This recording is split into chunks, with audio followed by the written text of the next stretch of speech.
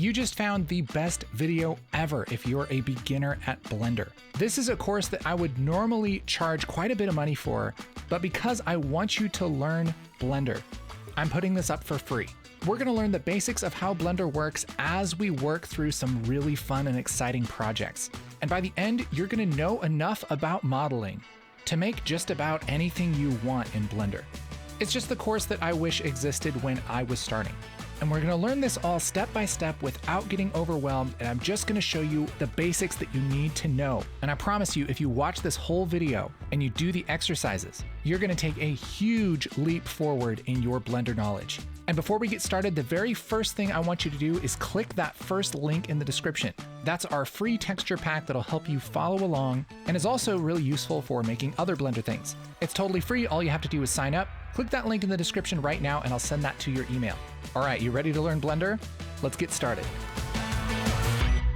Let's get to it. When you open Blender, it should look something like this. You have a cube, you have a camera over here, and you have a light. For now, we're just gonna select this light and hit X on the keyboard and then hit delete. Same thing over here with the camera, X, delete. Now we just have our cube. Now in 3D, there are a bunch of ways to kind of navigate the viewport here. I'm on a MacBook, and so I can just use 2 fingers and kind of orbit around. But depending on your mouse setup, you might hold Control or Alt and click and drag. There's gonna be some way to kind of scroll in and out like this. For me, it's Command and scroll. And then there's gonna be some way to pan, which for me is holding Shift and scrolling up and down and back and forth on my trackpad. But on PC, I'm pretty sure you click down on your scroll wheel and hold Shift and kind of move around like that. And rather than spending tons of time on this, just mess around with your mouse. Moving around is a combination of Control and Shift and Alt and scrolling and clicking and dragging, or clicking and dragging with your middle mouse. It won't take long for you to kind of get that and understand that, okay? This interface has a ton of different stuff on it. A lot of it you don't need to know. We're just gonna learn it as we go.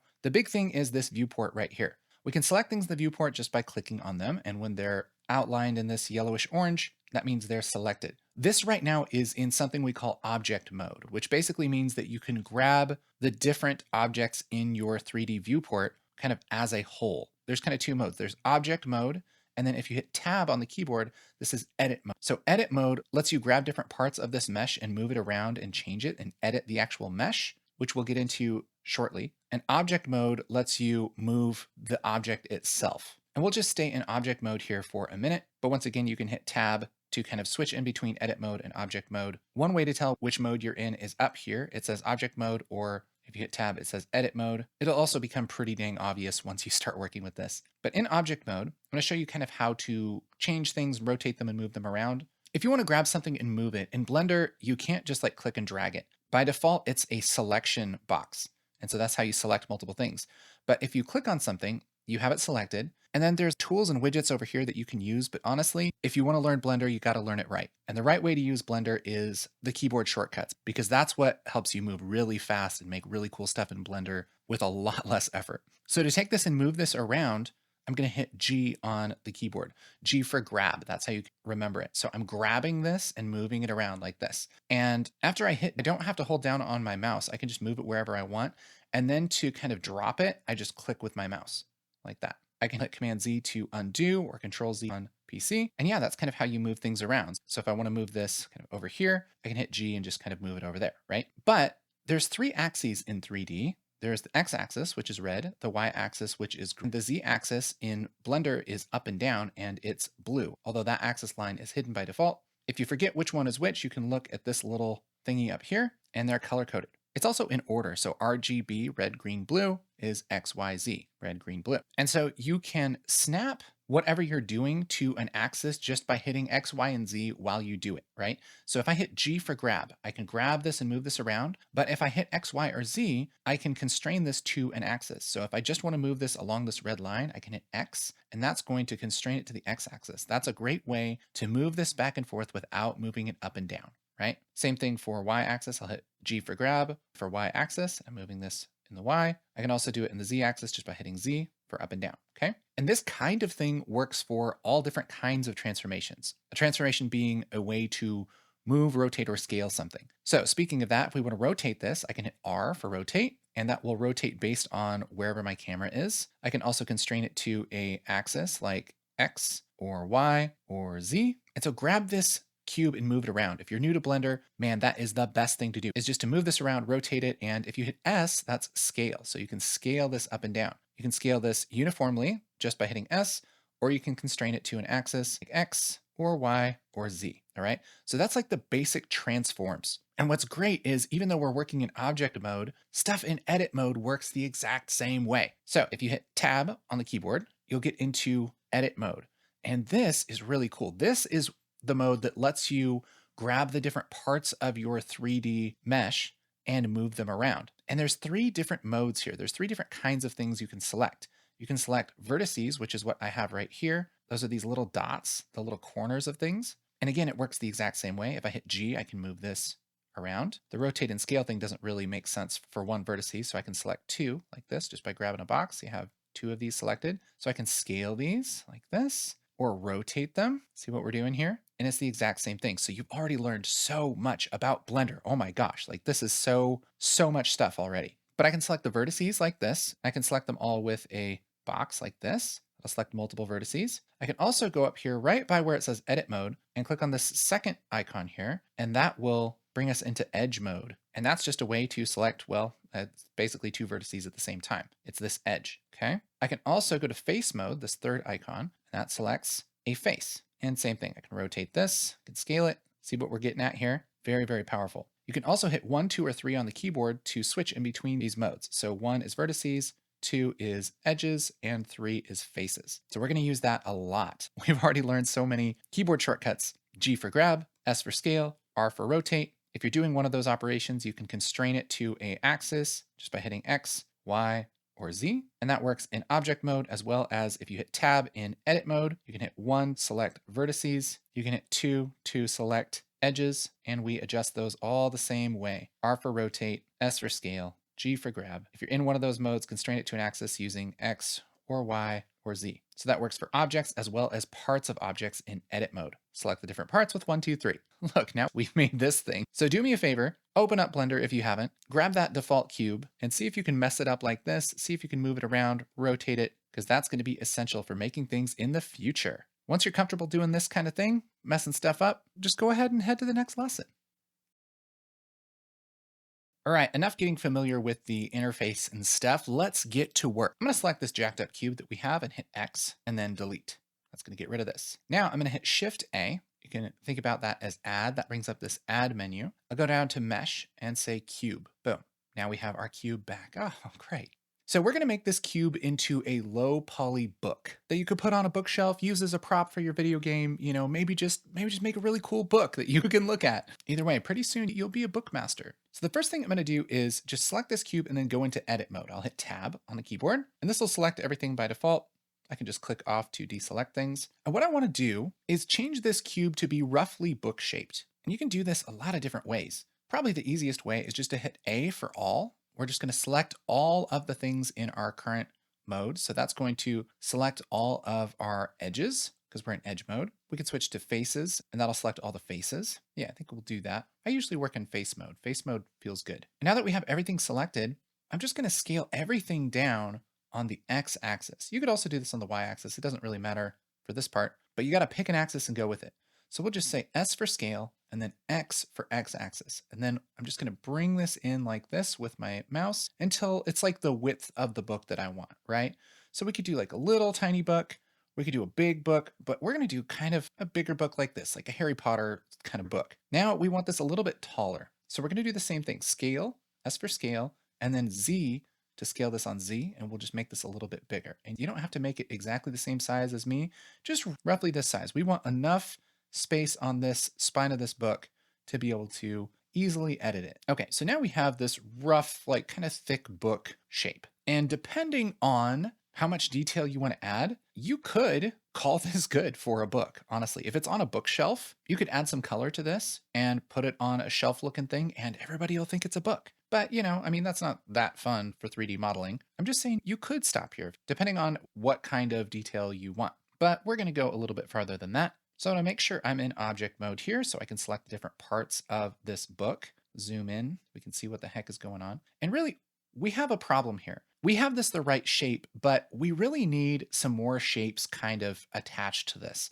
Generally, like the cover is a little bit bigger than the pages inside. And so that's where we need to actually do some proper 3D modeling. And there are a lot of ways to get this to happen. And once I show you a couple ways, you're going to go back and go, you know, we probably could have done it this other way. And maybe you would like that way better. Who knows? There's no wrong way to do it as long as you get the result that you want. But let's learn a couple of tools here. And these are like the bread and butter of 3D modeling. Well, let's pretend that this is like the block of pages, okay? And what we're gonna do is we're gonna use this face and kind of duplicate this face and make more 3D geometry here. And that's called an extrusion. So just like a bunch of other stuff in Blender, you can just hit a hotkey and get into that mode. So I'm gonna hit E on the keyboard for extrude, and then I can pull this out and look what happens. We've duplicated that face and we've filled in these faces here and we've made some new geometry. Isn't that cool? So now we have potentially two books together, depending on our level of detail here. But I don't think I'll bring it out that much. I can select this face and then hit G to grab it, and then X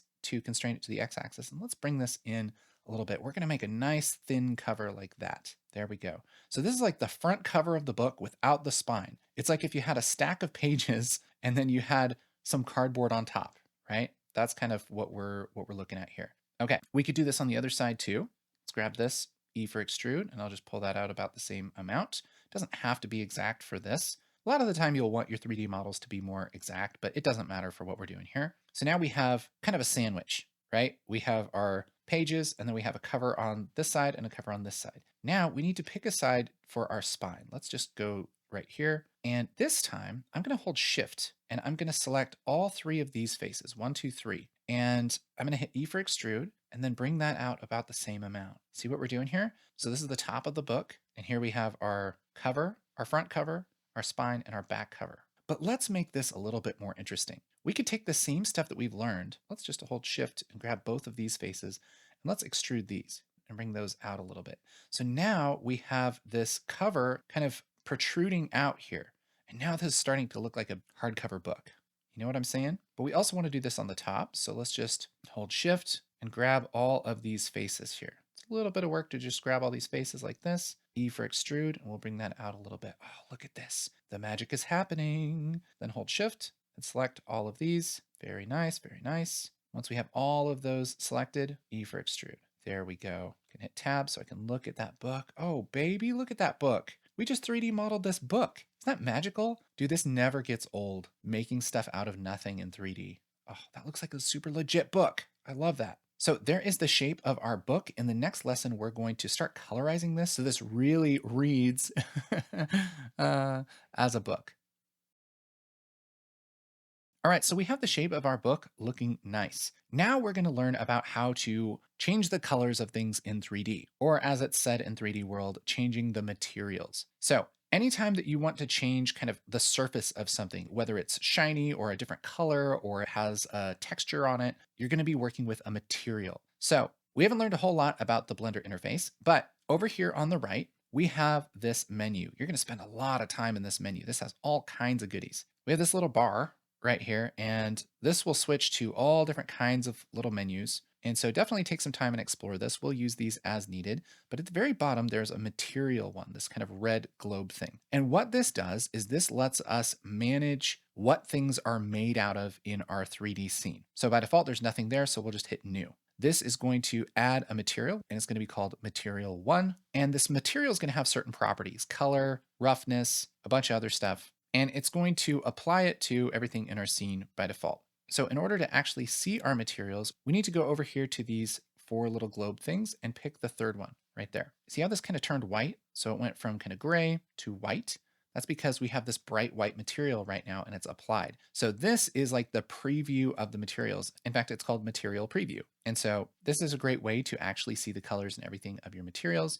And so now we have this base color as white. Let's switch this to something like a red. Oh, and look, it changes. Okay, I'm really excited for a second. So let me take this down to like kind of a dark red. And now we have our red book. Looking good, looking good. But oh wait, we need these pages to be a different color. So the first thing we got to do is set up the color or the material for the pages. We're going to be using 2 different materials for this book. So this first material, let's click right here and call this let's just call it red. Sure. And now we got to make another material. So we can either have this object selected or we can deselect it either way and go over here to this plus and minus button right here on the edge. I'm going to hit plus.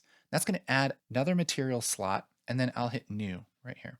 Boom. That's going to add another material. Let's call this material white. And by default, it has the white. And actually, I want to just click on this and make this kind of like yellowish white, kind of an off-white, all right? Just to be interesting, because, you know, paper isn't always perfectly white. So now we have this color. How do we make this book this color?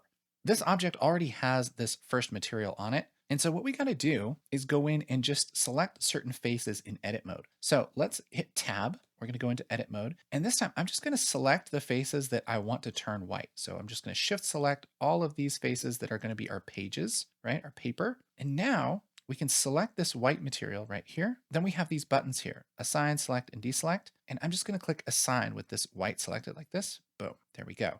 So we had our faces selected. I selected them, went over and hit our white material and then hit assign. Now I can hit tab to kind of get rid of those outlines. And now we have a super legit looking book. Isn't that amazing? We made this book in 3D, knowing nothing about Blender. Now you can use this for your video games or whatever you want to do. We're going to learn more about material in a while, but what I want you to do is, first of all, get your book this shape like this, and then see if you can adjust the colors of it. Make faces different colors, make new materials and apply them to different faces. See if you can make a rainbow book using a whole bunch of different materials, and I'll catch you in the next lesson.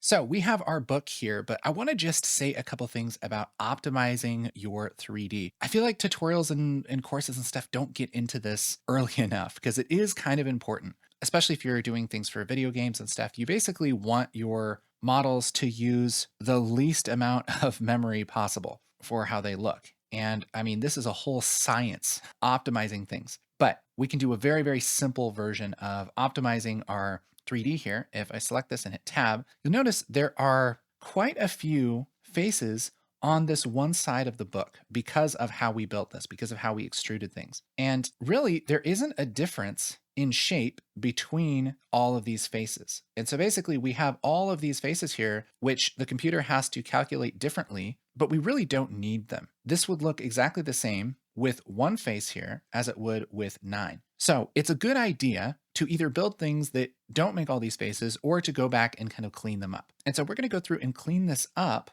and we'll learn a little bit more along the way. So I'm in edit mode here, and I'm going to hit 2 to go into edge mode. So this will let me select all of these edges. And what we're going to do is dissolve these edges. So it's a little bit different than deleting an edge. So let's kind of zoom in here. If I were to select this edge and hit X and then delete the edge, what it's going to do is actually make a hole in my geometry here, which is not what we want most of the time.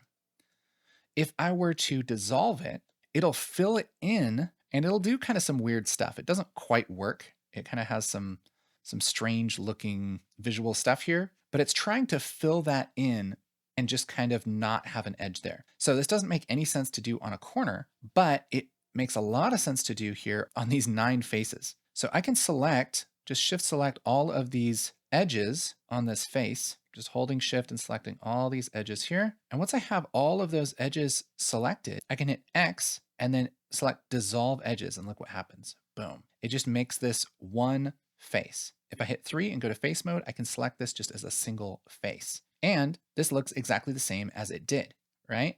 And so I don't need to have all of those faces here. And so we can go through on anything that just has a bunch of faces for no reason. So I can hit 2 on the keyboard and grab both of these little edges here, X, dissolve edges, and kind of just go through and select any of these that we don't need. And there's faster ways to do this. There's automated ways, but I want you to go through here and do this just because getting a little bit of experience selecting edges, dissolving them, that kind of thing is important. Look, I accidentally selected this edge. I want to make sure I don't do that. Here we go. X, dissolve edges. Same thing here on the back. One little shortcut here is I can switch to face mode like this, select this face, and then hit 2. That'll just select the edges on the face. And then I'm just holding shift and selecting these extra edges like this. Make sure I actually select the right ones. X, dissolve edges. Perfect. So now we have this much more optimized model. We could also do this on the top. All these extra edges that we don't need. X, dissolve edges. Same thing in here. Any extra edges that we don't need, just holding shift, selecting. Great. So now Everything that is kind of flat and this on the same plane, that's just one face. And now we have a lot less faces. And honestly, like what we had would probably play fine. It probably wouldn't be that big of a deal because it's only a few faces. But if we go up to this little icon right here, go to statistics, this will show us how many faces this is. So this is 14 faces or 44 triangles. So it can split each face into triangles, and that's kind of the resolution of this book. And if you learn to do this at this kind of low resolution, very small amount of faces, then when you're making really big stuff with lots and lots of faces, you won't make it unnecessarily detailed and murder your computer. All right. So this is what I want. I want this colorized book with the least amount of faces possible. Looks like 14 faces is what we're after here. And now we have our low poly book looking amazing. Let's work on a new object here. I'm just going to go up to File and hit New, General. That should load your startup like this. Again, I'll just get rid of this stuff real quick. And this time we're going to get rid of our cube as well. Boom. We're going to be making a low poly barrel. I love barrels. I love wooden things. It's so fun to make this kind of stuff in 3D. We're going to learn so much doing this barrel. But first, we're going to start with a primitive that is closest to a barrel, which would be a cylinder. So I'll hit Shift A, Mesh, and we're going to go to Cylinder. And this is going to create a cylinder here in the middle. But what we're going to do is go down to the lower left part here where it says Add Cylinder and open this up. This little menu is like the initial properties of whatever primitive you just made. And so this is making a cylinder with 32 vertices with a radius of 1 meter, with a depth of 2 meters, and so on. And depending on what kind of 3D stuff you're making, whether you want it to be really detailed or not, you can choose these different properties. I think for us, let's do like maybe 8 vertices. Let's do 10, sure. So we're gonna do a 10-faced barrel. The radius and depth is fine, we'll just leave that alone. And we'll kind of close this. Something to mention is once you kind of click off of this, you can't get that menu back. You have to make the cylinder again. So make sure that you go down and adjust that right after you make that cylinder. So this is a good starting point for our barrel, but we got to think about, okay, what does a barrel look like? It's always nice to have a reference image. Google Images is a perfect place for that. And we're kind of looking at what are the common things here. It's kind of the general shape of the barrel where it's kind of bowed out on the sides. We have these bands that go across the barrel. We have the wooden boards. So we'd be looking to make something that's roughly this shape that has the wooden boards and has those bands. So let's hit Tab and go into edit mode. And I'll hit 3 to go to face mode. And let's make this a little bit taller. We could also just hit A and then S, Z to make this taller, scale on Z. So that's probably pretty good. But how do we make this kind of bowed out like that? Well, one thing that we've learned so far is we can extrude things. So if I hit E for extrude, I could extrude this and then hit S for scale, and I could kind of bow it in like that. So we could do something like grab this and on Z, bring this up like this, and then extrude and then scale it down. There's nothing wrong with doing that. That makes a barrel. That's actually a great way to do it. But sometimes you'll be in a situation where you'll have a mesh and you want to kind of divide it. And so that's what we're going to do here.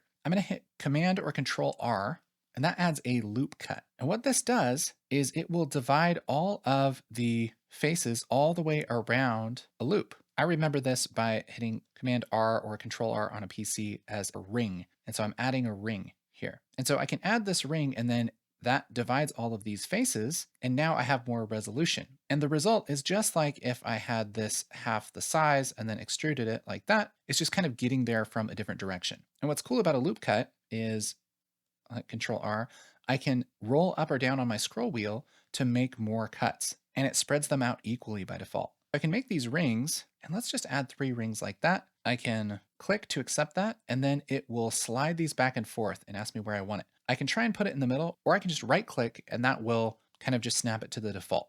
So now we have these 3 rings here, and we could scale these up. So I'll just hit S for scale this up a little bit. And now we have this kind of bowed out appearance, but it would be nice for this middle to be out a little bit more. So I need to select these edges. I'll just make sure I hit 2 on the keyboard, and then I can hit Shift and go around and select all these edges. But the thing is, that takes a long time. And so what I'll do instead is hold Alt or Option and click on one of these edges. And what it'll do is select that entire ring. Okay, so that works for any ring, all right? Any edge that's kind of connected like this. So that's a quick way to select any edge that's kind of attached to the edge you have. And so I'll have this whole thing selected and then hit S for scale. and I'll push this up a little bit more. Now we have this really nice barrel shape. Isn't that cool? And we have our rough barrel shape. And from here, it's really dependent on how detailed do you want to get. Do you want there to be some detail on the top? Are you ever going to see the top in your game or your movie or whatever you're making? Should we add more detail to the sides? One thing that I want to do is add these little bands that go across the barrel. So one thing I could do would be to add another loop cut like this and slide this up and make that kind of the width of the band. I could do that on both of these sides like this. And then I could colorize those bands using our materials. So I could switch over to our materials here. Let's set up our materials. Let's make a new material that's brown. Call this kind of dark orange, which is brown. And we'll call this material brown. Let's add another material like this, and we'll call this metal. We'll take this color and we'll make this kind of a gray. All right. And I could hit 3 on the keyboard and start selecting these faces. I can hold Alt and select, and I can hold Command or Control on a PC, and it will select the shortest path to the next face. And so I can kind of go around like that, select my metal and hit Assign like this. Same thing here. I'll select this first face, Command click on these to select the shortest path in between them. There we go.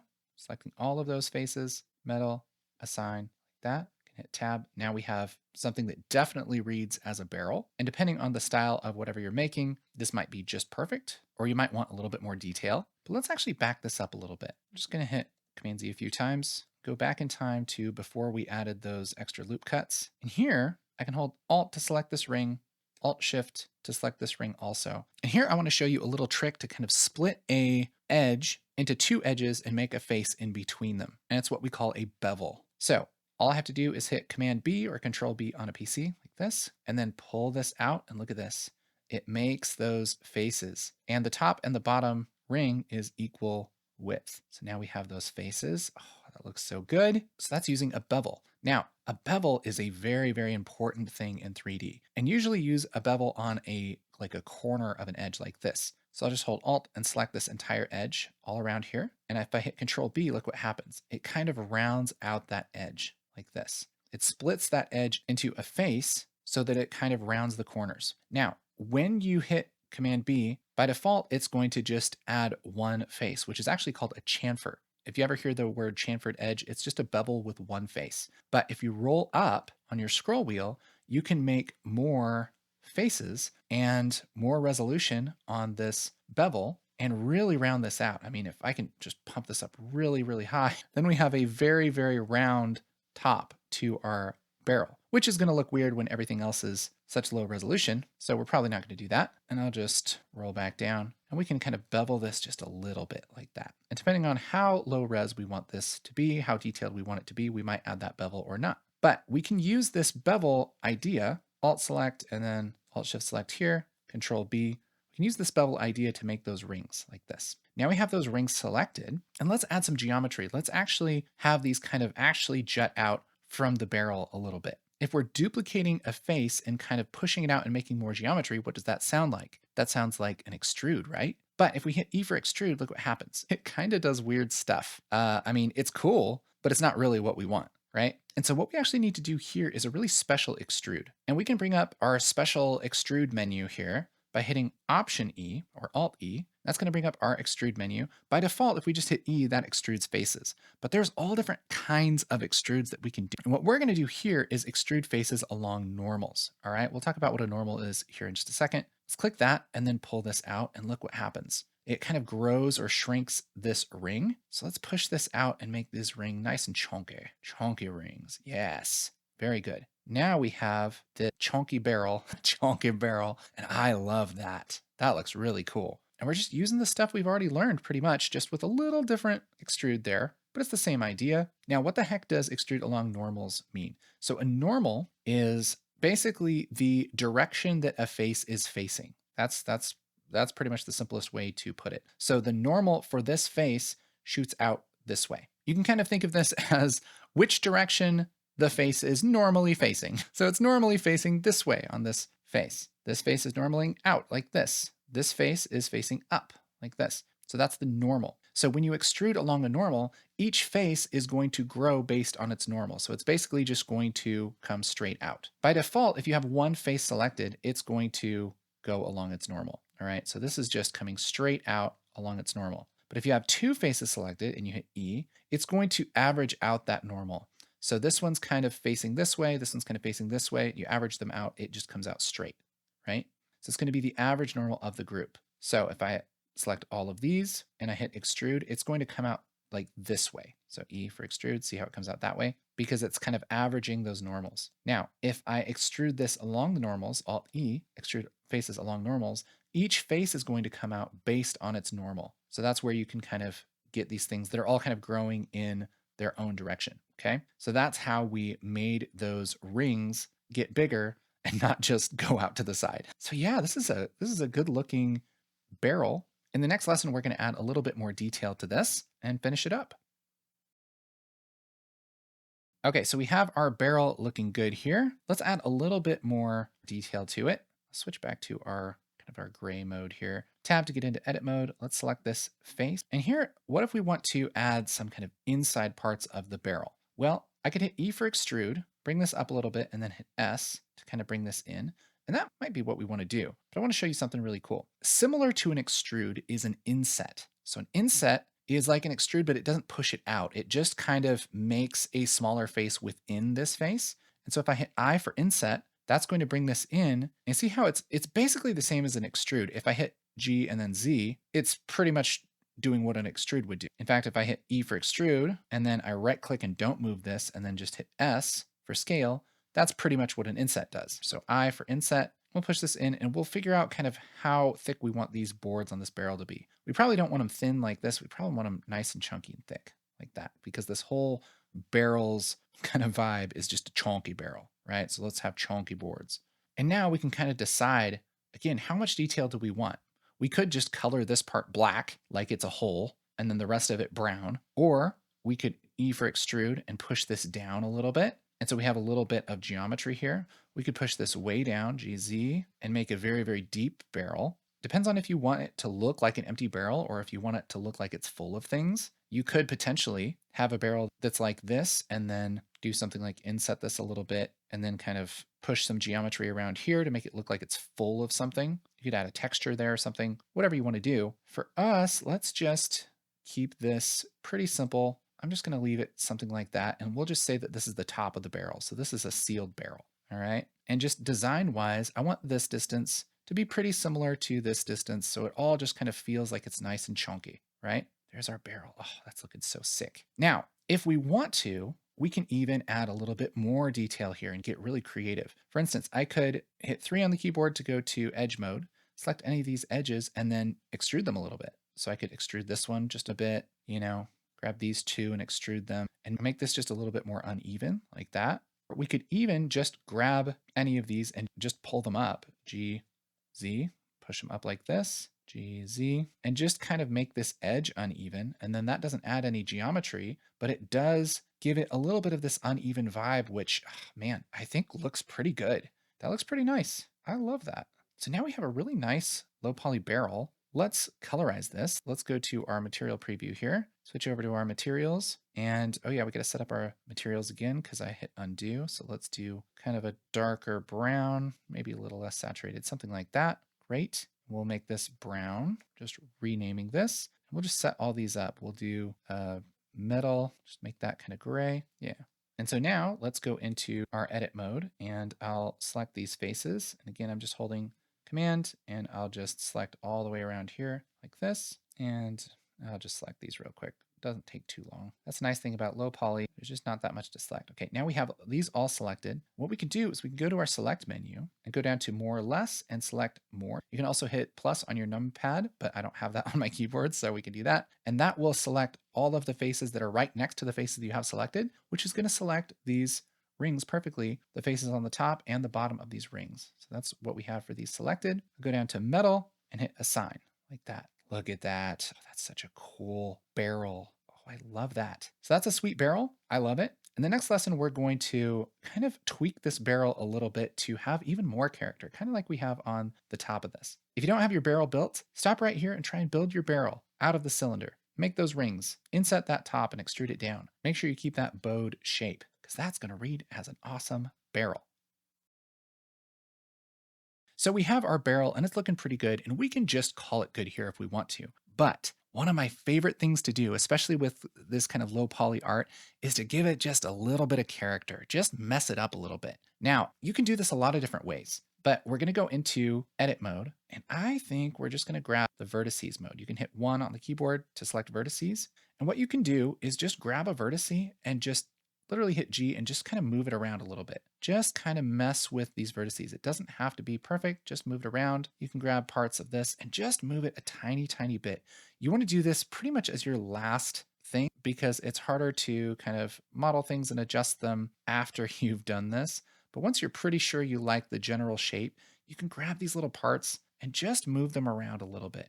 And look at how much character this has. There's no more geometry than we had, but it has a little more character. Things are kind of just messed up a little bit. Now, here's a little shortcut. What you can do is you can go up here to this little button, which you can also hit O on the keyboard. And this is called proportional editing. And what it will do is when you select part of your mesh and you hit G for grab, let's say, it draws this little circle around your mouse. And that's its kind of influence circle. That's like how much it's going to affect. You can scroll up and down to have it influence more or less. But if you make this pretty big, what it's going to do, if you move this, look how it kind of stretches this whole thing. And so you can almost kind of like squish this around like rubber and make some really cool effects. So G, I'll just move this down a little bit. You can really like push and pull this thing around, and you just want to touch it a little bit because that all adds up. And depending on how big your influence is, if you have like a small influence like this, you can really just kind of adjust one part and see how as I zoom in and out, it will affect more or less of this barrel. And so this is a great way to really just kind of mess with things a little bit without totally breaking it. Because if I didn't have this on, I'll just hit O to turn it off, and I were to grab this and move this out, see, it just kind of breaks that shape, and it just has this kind of spiky thing. But with proportional editing on, I can grab this and I can drag this out and it doesn't break it. It just kind of stretches this whole thing. So that's a great kind of final step for anything that you want to give a little bit of character. You can just grab stuff with proportional editing and just kind of move it around a little bit. And now we have our barrel that has a lot of character. Looks really cool. Looks like it's been through some stuff, man. That's what I like. This makes your games and your movies and whatever you're making a lot more interesting because it doesn't look like a default barrel that somebody just made real quick. It looks like it was created with intention. I mean, it looks like you took some major time on this, but really you just made a nice version and messed it up. Ah, such a good hack. I love it. So take your barrel, mess it up, learn a little bit about proportional editing. We'll be using this a little bit more with our other creations too. We'll be getting some good practice with all of these tools that we've learned so far. Make a crazy barrel, post it to our community. I want to see your awesome barrel, okay? In this chapter, we're really going to start having some fun. We've talked quite a bit about some basic modeling, how to take something like this cube and change its shape. And there's still a lot to learn and practice on kind of those concepts. But I also want to get us started on this idea of texturing. What the heck is texturing? Texturing is adding an image to the faces of a 3D object. And what's really cool about texturing is you can add an image here that is very, very detailed. And other than the resolution of the image, as long as you don't have an image that's, like 90,000 pixels wide or something, a more detailed image isn't really going to slow down the performance. So in a lot of games, you'll have a pretty simple model with a little bit more detailed image textured onto it. And that's exactly what we're going to do here. So we have our cube. And let's say that we want to make this into a crate, like a Crash Bandicoot crate, which is my favorite thing to make or draw ever. So I'm very excited. The first thing we're going to do is change our material. So I'm going to go over to the material section of this panel over here. And let's just change the base color just so that we can see what's going on, just so that we can see that this material is active. I'm just going to make this kind of a darker orange, or as the humans call it, a brown. Now, we don't see this on here because we have to go up here to this little material preview button, boop, like that. And now we have our material. So we have our kind of brown base color. But to make this into something that actually looks like a crate, we basically have two options. We could go into edit mode and start to add a whole bunch of detail here, right? So for each side, we could do something like inset this and then extrude it in, and then do some loops here and extrude those. And so then we start to get some detail there. But we can skip a lot of that just by putting on a texture. So how the heck do we do that? Well, it's important to note that this is a whole deep world with so much to learn, but we're going to keep it really, really simple right now. And we're going to go over to here where it says base color and click on this little yellow dot. These little dots are just kind of ways to do fancy things with each of the properties. So if I click on this yellow dot, we have a whole bunch of options here. And what I'm going to do is go down and select image texture right here. What that's going to do is give me an option here to connect an image to my base color. So basically, instead of just regular color mode, we're switching this to image texture mode. And for now, we're just going to go over and hit open. There should be a folder in your downloads called textures. And I want you to select the cartoon crate.png and hit open image like this. Now something magical has happened. We have this cartoon crate texture applied to our cube. And so you can see what we're going for here. It kind of looks like a block of wood now because we have these kind of wood grain looking things, but it doesn't quite look right. And so this is sort of what we were going for. We're on our way. But this brings us to our first major concept of texturing, and that is UVs. So what the heck is a UV? A UV is basically the method that you tell Blender to wrap an image around an object. You can think of this cube as if we were to unfold this like a box and lay it totally flat, we would have a shape that looks kind of like this. So each one of these being a face, right? So if this is face 1, this is face 2, this is face 3, we might have face 1, face 2, face 3, 4, 5, and 6. And then when we have this all laid out, we could kind of lay a texture over this and apply that texture to all of these faces. And then when the faces wrap around again, it texturizes the 3D model. We can see this a little bit more visually in our UV editing workspace. So if we go up here, we haven't really talked about this, but these are our workspaces up here. And it's basically just a quick way to open a certain set of windows.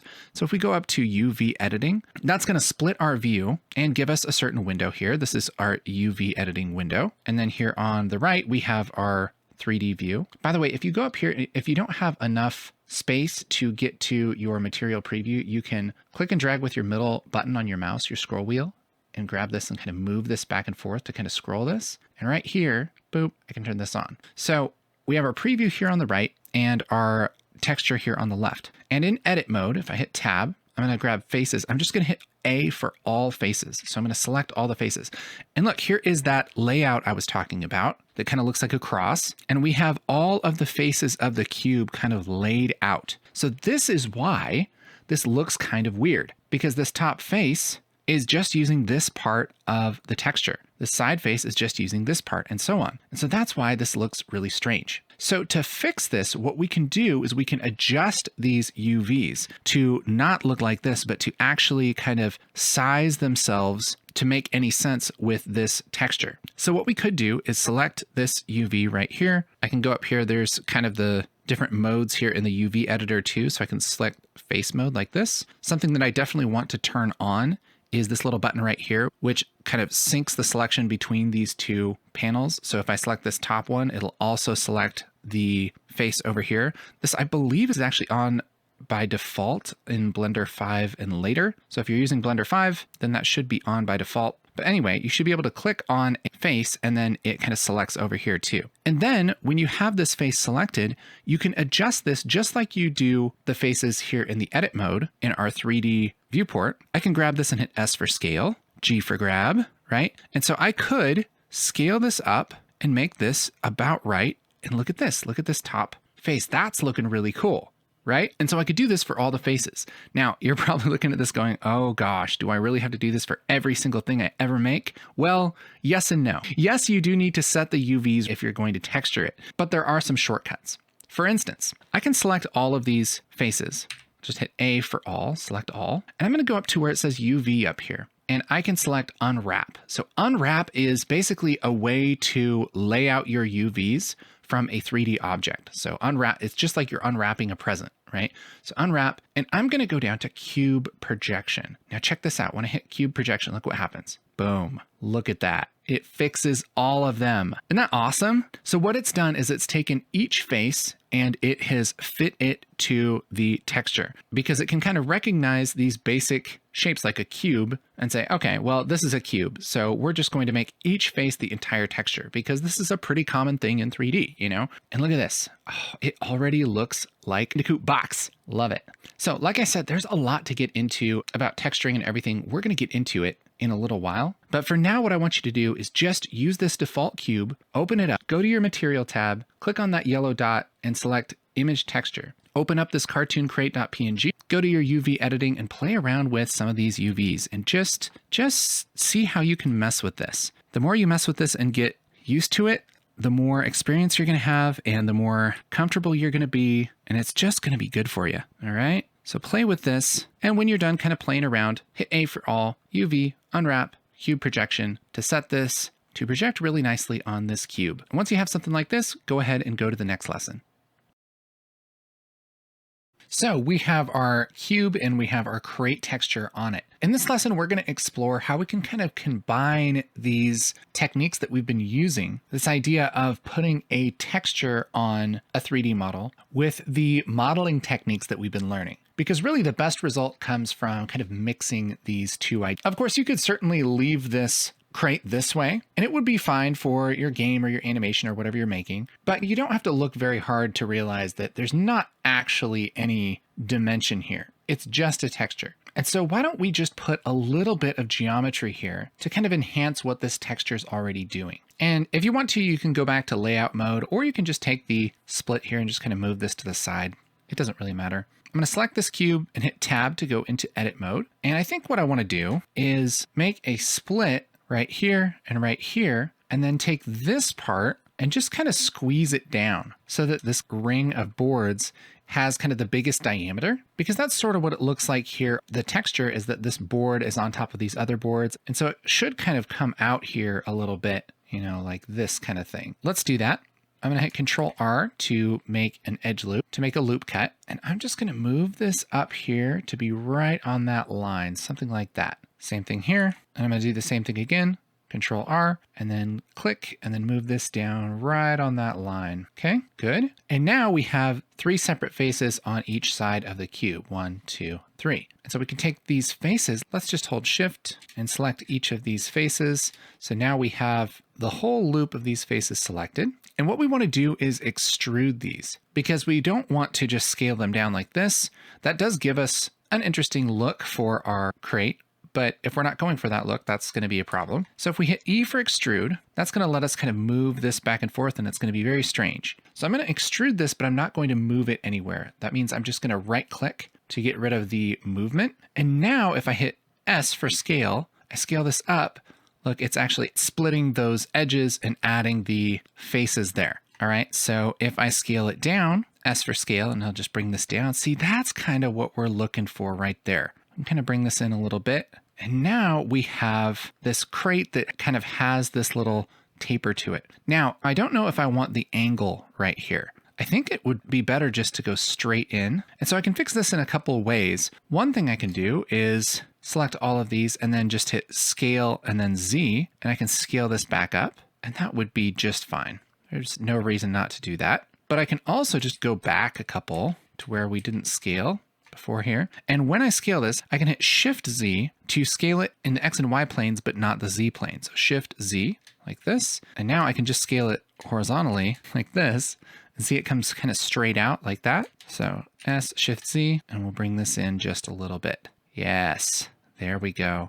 So now we have a little bit of dimension to this box. Oh, that looks so good. I love that. Yeah, that's working pretty well. The other thing we can do is add a little bit of bevel to this, which I think I'll just use a modifier. Go to the modifiers stack here, add modifier, search, bevel, boop. I can add that in there. And that adds these little tapers to the edges. I maybe don't want it quite that much. Maybe 0.05, maybe a little less, 0.005. Let's just see how far this goes. Yeah, I think 0.01. That's kind of nice. It just adds a little bit of a bevel to each side. And the UVs aren't quite perfect on the edges, but I think it's going to work. It looks pretty good. So I'm not going to worry about it too much right now. This looks like a pretty sweet crate. In the next lesson, we're going to fix some of the UVs on the top and bottom and kind of finish off our crate. So we have our crate looking good. We added a little bit of geometry here. We added a bevel, and man, it's just looking sick. But when we look at the top doesn't really make sense as far as this texture goes. We have these boards here, which are really supposed to kind of like come out. So one thing we could do would be just to do some trickiness, add some kind of geometry here to make that make sense, or we can just change this texture, and the texture is a lot easier. So I think I'm going to do that. So to do that, let's hit Tab and go into edit mode. Make sure we're selecting faces, and I'll select this top face. We're going to adjust this top face here. And over here in our UV editor, we can hit G for grab and kind of move this around. See how it kind of repeats itself too? That's nice. Or we can hit S for scale. And so I think what I'll do is hit S for scale and then Y. And what that's going to do is constrain this scale on the Y axis. And I'm just going to kind of squeeze this down to select kind of the middle of these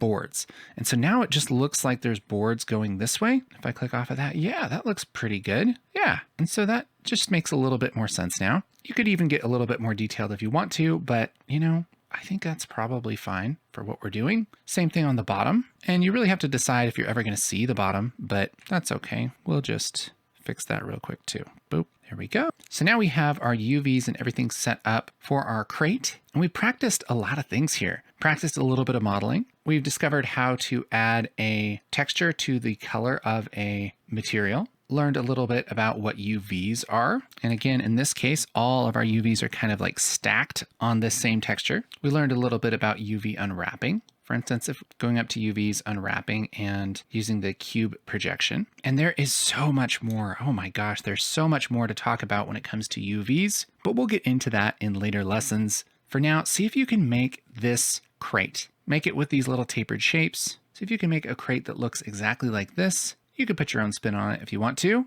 but here's a challenge. If you wanted to change the top of this to where there was a little bit of thickness to these boards here, and you could kind of look at the top and you wanted the top to look like there were 4 boards just kind of nailed on the side here, how would you do that? The answer is a little bit tricky, but I want you to see if you can do something like that first before you go into the next lesson, okay? I'll see you there. There are a lot of ways to do this, so let's just kind of explore this. I'm going to select this top face, which is going to let us adjust the UVs, and let's scale this back up on Y. So S, Y, I'm going to scale this, and then I just want to see kind of the edges of these boards like that, and let's just see what that looks like. That looks good on these sides, but we still kind of have a thin board on these sides, and there isn't really a great way to just do this with the UVs without adding a little bit of geometry here. So what should we do? Well, let's take this top face and I'm going to hit I for inset. And so remember, that's just like an extrude, except for it doesn't move the face. So if I hit I for inset, that's going to give us a face on each of our edges here. Boop, like that. And now what we can do is we can actually select these faces and pick different parts of this texture here. So maybe that one looks good. Let's select this one. I can hit G for grab, R for rotate 90 degrees, and hit enter. And I'll just kind of put this on this lighter wood here. Yeah, see what we're getting at? Same thing here. Just kind of move this to the lighter wood, maybe scale it down a little bit. Same thing here. Grab, rotate 90 degrees, grab, put this on the lighter wood. Sure. And now we have a little bit of thickness on each side, which is pretty cool. Now, this texture right here, let's actually scale this down a little bit more. S, Y, there we go. And so now we have the thickness of each of those boards on each side, and that works pretty well. Okay, I think maybe for this one, we want a little bit lighter. So let's just scale that on Y, bring this up a little bit like that. There we go. We're just gonna go through and fix whatever needs to be fixed. Maybe this one needs to be a little bit lighter too. Scale that. We'll move this up to that highlight a little bit. Maybe scale it on X, just to grab a little more. Yeah. So there we go. Now we have those boards with a little bit of thickness, and you can mess with this more if you want to, but I mean, it works pretty well. You can even take this and scale this down a little bit and make those boards a little thicker. It's just going to kind of stretch those textures a little, which for this isn't that big a deal. Now we have a nice looking top. It makes sense. These boards kind of coming together like that. It's a little sharp right there. If we wanted to fix that, we could probably go in here. Maybe we could even put this down where there's a little bit of dark part, SY. So we have a little bit of dark right there. That might look a little better. Depends on what you want to do. But without getting a lot more detailed with our UVs and stuff, this is a pretty good solution, is insetting that face, adding these other faces, and then changing those around in the UVs. So try that yourself and see if you can get these boards to kind of thicken up like that. And we'll learn a little bit more about texturing in our next lesson. In this chapter, we're going to be making a ammo box, something inspired by these kind of things, although we're going to take some liberties. So I have a new file open and I'm just going to get rid of our extra stuff here. And let's select this box. And I'm going to hit Tab to go into edit mode, A to select all. And let's kind of scale this to be about the right size. So I'm going to scale this on Y. So S for scale, Y for Y axis. And let's just make that kind of longer like this. Let's make it a little bit taller. So S for scale, Z for Z axis. Something like that. And the first thing we're going to do is a little bit of review here. I want to make a little bit of a divot right here. So we're going to need to add some geometry here. So I'll hit Control R on a PC and Command R on Mac. And let's just make a edge loop and put a loop cut right here-ish, something like that. And then let's add a couple more loop cuts. So Control R, and then we're going to make one kind of close, and then another one right here, kind of close like this. So now we have these 3 loop cuts like this. Let's hit 2 to switch to edge mode and hold Alt and select any of these edges, and that will select this whole ring. And now we can hit S for scale and just drag this down like this. We have this little kind of divot here. Yeah, that looks pretty good. So this is a good starting point for our mesh. And now I want to get into a very, very powerful concept in Blender, which is modifiers.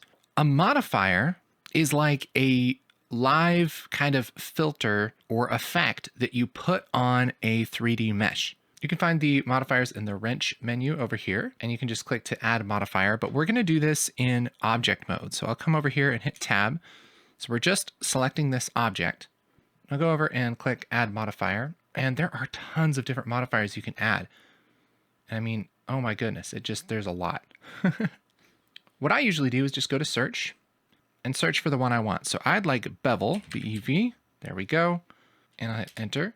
And that's going to add a bevel modifier to our mesh here.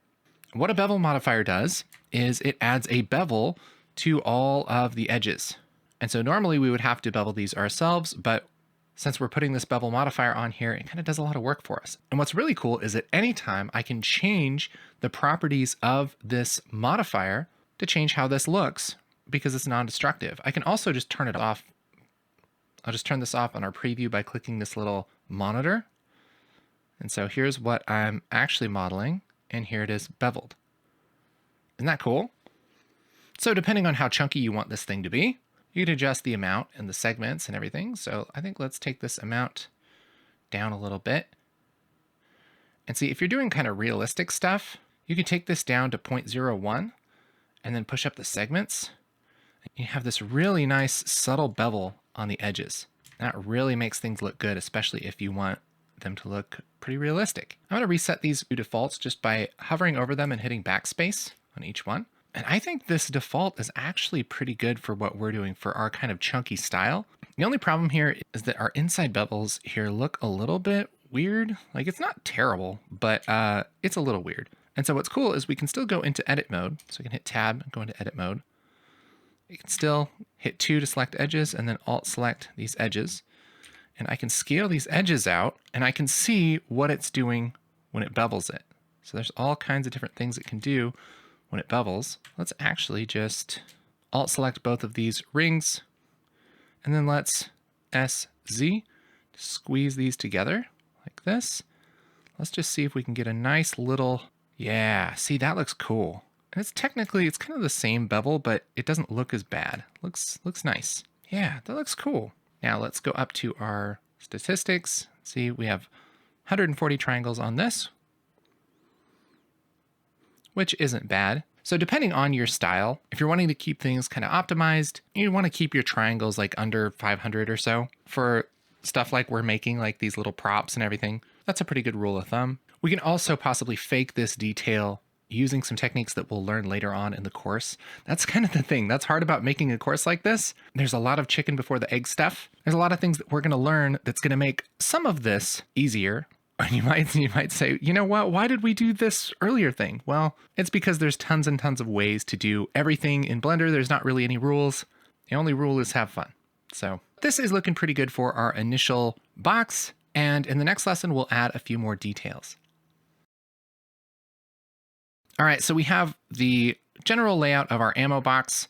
We have a modifier applied to it that is just beveling the edges here, which we can turn off and on at any point. And it's looking pretty nice. I like it. In this lesson, I want to talk about how you can actually combine different pieces of geometry into one. And there's a lot of ways to do this, but really the simplest way is just to go into edit mode before you add new geometry. So I'm in edit mode where I can select edges and faces and stuff on this mesh.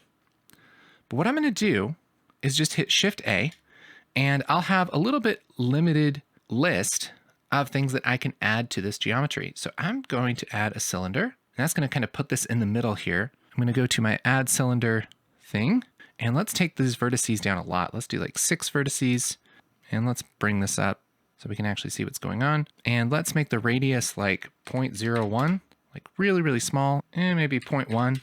Yeah, something like that, kind of a big chunky cylinder. And what we're going to do is turn this sideways and put this right here as kind of a hinge. And so let's actually rotate this on our x-axis, this red axis here.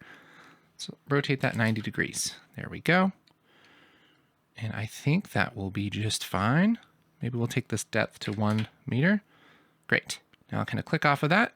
And now, if I were to hit tab, we have this kind of combined, which actually looks pretty cool. It kind of looks like a little handle or something here. But this is all one object. Now we're going to kind of run into a problem that if I want to select the cylinder that I just made, because it's kind of buried in the top of this, I can't really grab it, right? I could do this, but that's not really going to grab it either. And there's a lot of annoying things about this. So one thing that I could do would be I could go up here to X-ray mode. So that's this little button right here. And that will let me see through things. And in face mode, if I click on these little dots, that lets me select each face. And so I could drag and grab each of those dots for that cylinder and then switch it out of X-ray mode, hold Shift, and then just select this top face. And now if I hit G, I can move all of these faces, right? But that's kind of annoying to try and do every time when you're doing something like this. So another thing we could do is mouse over this part of the cylinder and hit L for linked. And that's going to select all of our linked faces, which basically means any face that's part of that geometry that we just added, even though these are all in the same object, it still kind of knows what things are sort of linked together. So we have that selected. Let's just take this back on the x-axis. So G, X. We'll just put this kind of floating in space here for a second. And now let's put this kind of right on the seam here. A good way to do that would be to look at this perfectly from the side, which we haven't really covered yet. If we go up here to this little gizmo and we click on any of these letters, we can actually view it kind of down that axis. So if I were to view this from the z-axis, we can look at this perfectly down from the top. This is an orthographic view, which means that there's no perspective. It's a really easy way to see if things are lined up. Where this is a perspective view, and it's kind of hard to tell where things are in 3D sometimes. I can't really tell if this is connected to this unless I kind of orbit around. But what I want to do is look at this from the y-axis, and so we'll just click on this y right here. There we go. And now I have this perfect side view of my hinge here. So I'll hit G, I'll just grab this, and I'll put this right here on the edge. Something like that. Boop. And now we have this looking pretty cool. So if we just wanted one hinge, then yeah, I mean, we're pretty much done. That looks cool. But let's say we want 2 hinges. We want one here and one here. Well, there's about 1,000 different ways to make that happen. I think what I'll do is let's look at this from the top again, and I'll hit G for grab and then Y to constrain this to the Y axis. And I'll just put this kind of to the side about where I think it needs to be, something like that. Okay.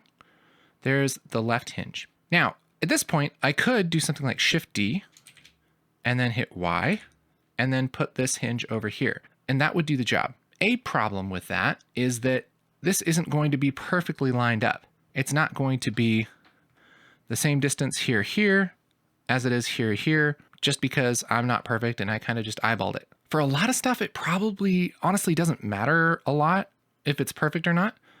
But for some stuff it might, or you might just not be able to sleep at night if it's not quite perfect. And so what I'll do is just hit Control Z a couple times. And what we're gonna do is add a new modifier called a mirror. And the idea is that we could split this down the middle and then mirror one side to the other so that it's the same on both sides. So we can really just work on one side, getting detailed and doing all the things we wanna do on one side, and then it just copies to the other side, okay? So let's add a modifier. Plus search. Usually it has kind of the more common modifiers here. So let's say mirror, and let's put this mirror modifier before the bevel. Let's take this and push this up here. There we go. And actually I'm going to turn off my bevel too for now. And at first it looks like nothing's happened. We have our mirror modifier set up and we can decide which axis we want to mirror it along. It's confusing because you don't mirror it across an axis, you mirror it along an axis.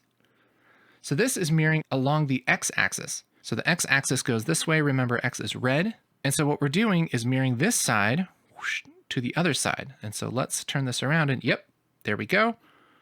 We actually have this mirrored on both sides.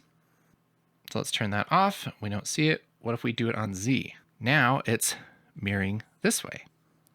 We also have this option to bisect. Now, bisect, what that does is it basically cuts it in half, right on the halfway point, and you either delete one half and then mirror this over, or you delete this half and mirror this over. And that's what bisect and flip does. And so if we mirror it on Z, bisect it on Z, then what it's doing is cutting it right here and mirroring it down like that. If we say to flip Z, look, it just becomes normal. That's because what we're doing is taking this bottom kind of boring side and mirroring it up there. So with these three options, we can get the result we want. Let's turn these all off real quick. We're going to mirror this along the y-axis. Make sure we turn this on. There we go. And I'm also going to bisect it on the y-axis. Boop, like that. So now we're cutting it right here and we're mirroring everything this way. Cool. So anything that I do in edit mode like this, let's just SY. If I do this, that's going to happen on both sides. Isn't that great? So yeah, then we can kind of dial this in to be exactly how we want. Cool, right? And because we have our mirror modifier first, we're making this geometry and then we're applying that bevel to it. So when we turn on this bevel, look at that, it's beveling everything. Isn't that cool? In the next lesson, we'll learn a little bit more about combining objects, work a little bit more with our modifiers, and finish this thing up. Okay, so we have our ammo box here. We have our hinges on the back, and then on the front, I want to make a couple of latches, little kind of buckle things. And this is where things get really, really fun. I'm actually going to deselect this cube and make a new cube just by hitting Shift A, Mesh, Cube. Now we could do this inside of the object like we were talking about, but I want to show you a couple other things because you won't always think to do that. Sometimes you'll make something separate and then you want to throw it in later. And that's what we'll do. So let's grab this on the x-axis, hit tab to go into edit mode, scale this down, scale it on Z, scale it on X to be kind of the right size here. Go back to object mode and let's just move this on X so it's sort of close. It's kind of floating off of the side a little bit, but that's all right. Just going to kind of zoom in and see if we can do some stuff. Again, I'll hit tab. And I mean, gosh, there's just so many things that you could do here. I'm just going to kind of make this up as I go. Let's do a loop cut here. And then let's go to face select and we'll just extrude this. E for extrude, S for scale. And let's do not quite so much. Bring that down. G, Z. I have like a little latch sort of thing. Maybe we'll grab this one and scale that down. See what we're getting at? Something that looks sort of like a latch. Let's apply a bevel modifier to this and just see how it looks. Bevel. It's kind of cool. It's probably way too many polygons here though, so I'm not going to worry about that too much. I think I'll just bevel this myself. So let's kind of just grab maybe this. I'm just holding shift and grabbing these edges. Let's just bevel these edges maybe. Control B. Just going to kind of bevel those. Just shift selecting these edges, Control B. There we go, something like that. Maybe more like what we want. We just don't need to bevel every edge. Just bevel them a little bit, maybe. And depending on the level of detail here, I mean, this might be just way too detailed. And I actually kind of think that's where we're going. So let's just hit Control Z a couple times here. Just going to take some of these bevels off because I don't think we'll need them. We'll just kind of keep that a little bit sharper. That's fine. So again, let's position this. I'll just look at it through X, G, move this, and then let's look at it through Y. Make sure we're right on the edge there. Boop, like that. So now we have this kind of connected as a little latch. That's neat. So one way to combine two objects would be to select both of these and then hit Control J for join. So if I select this and hit Control J, it joins them together, but it actually disappears. And it's kind of a confusing why. But remember, this has a mirror modifier on it that's taking the blank side and copying it over. And so if we turn off this mirror modifier, it's still there. It's just kind of being overwritten by the mirror. So if we do want to do that, we can take this and let's put this on the other side like that. And now shift select both of these, Control J. Now we have this added in, okay? Now it is applying that bevel modifier. It depends on if we care about that or not. But if we join these all together, that's going to add that bevel, all right? If we don't want to add that bevel, what we can do is apply this before we join it. So we could take this and say, you know what? I like how this looks. I don't feel like I want to change it anymore. So we could apply that bevel and the mirror and everything just by going up to this drop down and say apply. You can also hit Control A, just like that. Nothing should change with the appearance, but this doesn't have any modifiers anymore. So if I were to grab this, shift select, Control J, this is going to join those together, but it doesn't have the bevel applied. And so this is where we get into the realm where it's really dependent on the situation, what order you want to do things in. Because let's say I want to continue working on this box and continue working on this hinge and a bunch of stuff and have it mirrored over, but I don't want these things to be beveled. I mean, there's all kinds of things that we could do with this. So I can hit Tab, and again, just kind of mouse over this cylinder and hit L for linked.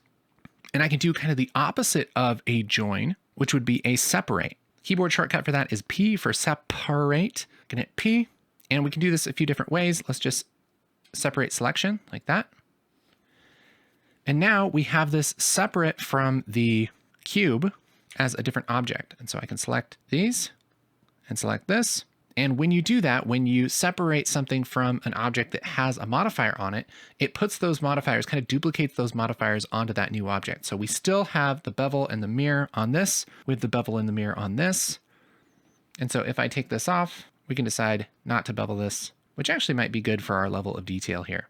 And so I'm actually going to take the bevel off. I'll just hit close there. And let's take off the mirror too, just so we don't get confused. So we have this part and this part separate from this part. This has the mirror and the bevel.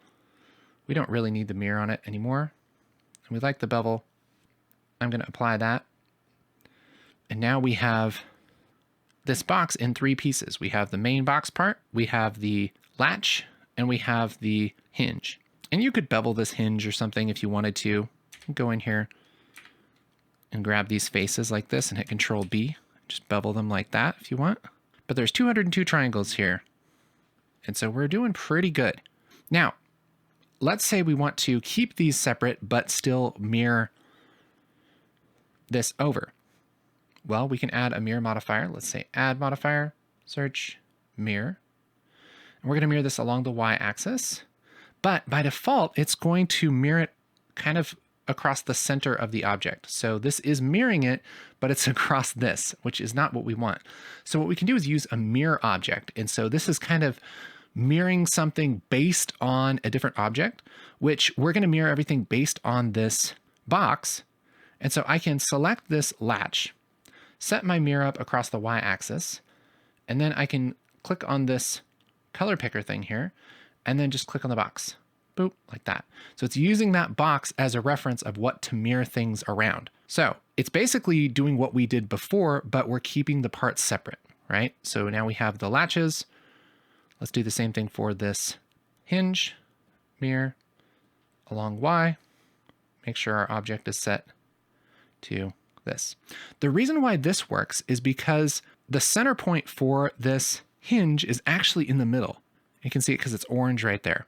So this hinge is kind of offset from its center, where this one, the center is right in the middle, okay? So you can actually set that in a bunch of different ways. So for instance, if I take this mirror off, I could right click on this object and go to set origin. And there's a bunch of different ways that I can set this origin. So geometry to origin, origin to geometry, origin to 3D cursor, and so on. So if I want to have this actually be in the center, I can set origin to geometry and see how it moves that orange center point right there. Now, if I were to add a mirror, it's not going to do anything. It's acting basically like this latch. Okay. So let's mirror this along Y and use our object there. There we go. So now we have a very handsome looking kind of supply case, ammo case, and it's looking pretty sweet. I like it. Let's add some color. Call this thing done. Set up our materials just in the material tab here. Let's grab a color. Let's make this kind of a dark green. Yeah, something like that, like an army green. We'll call this green. Add another one.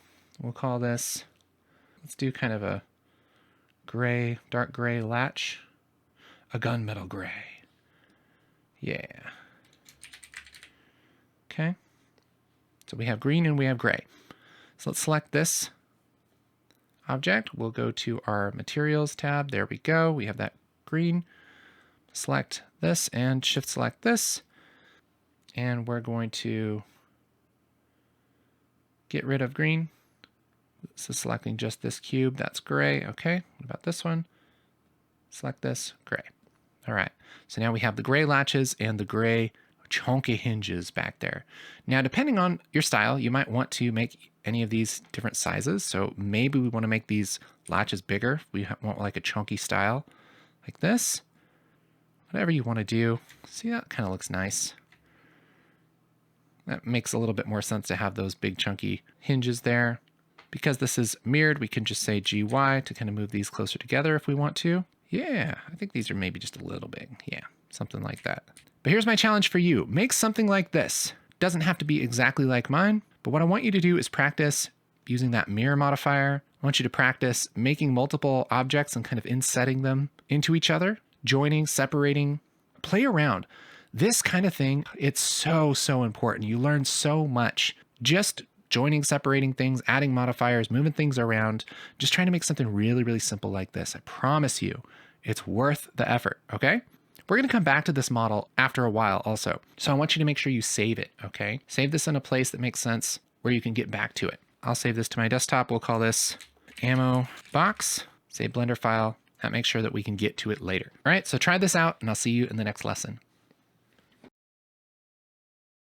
Welcome back. In this chapter, we're going to learn a lot more about texturing. Now, a little warning, this does get a little bit complicated, and that's just kind of the nature of texturing things. We're going to keep it as simple as possible. I'm going to show you the basics first, and then we're going to just kind of keep going over it because this can be really intimidating. So if you feel that way, you're not alone, but I promise it's going to be okay. So go ahead and open up your ammo box that I told you to save earlier. If you didn't save it, then go back to those other lessons and let's make something like this, because you're really going to learn a lot by following along and kind of doing this. So what we've learned so far as materials goes is we can have a material with a base color and we can just change this color, right? And we can make this whatever color we want, or we can click this little yellow dot and we can connect all kinds of fancy things to it.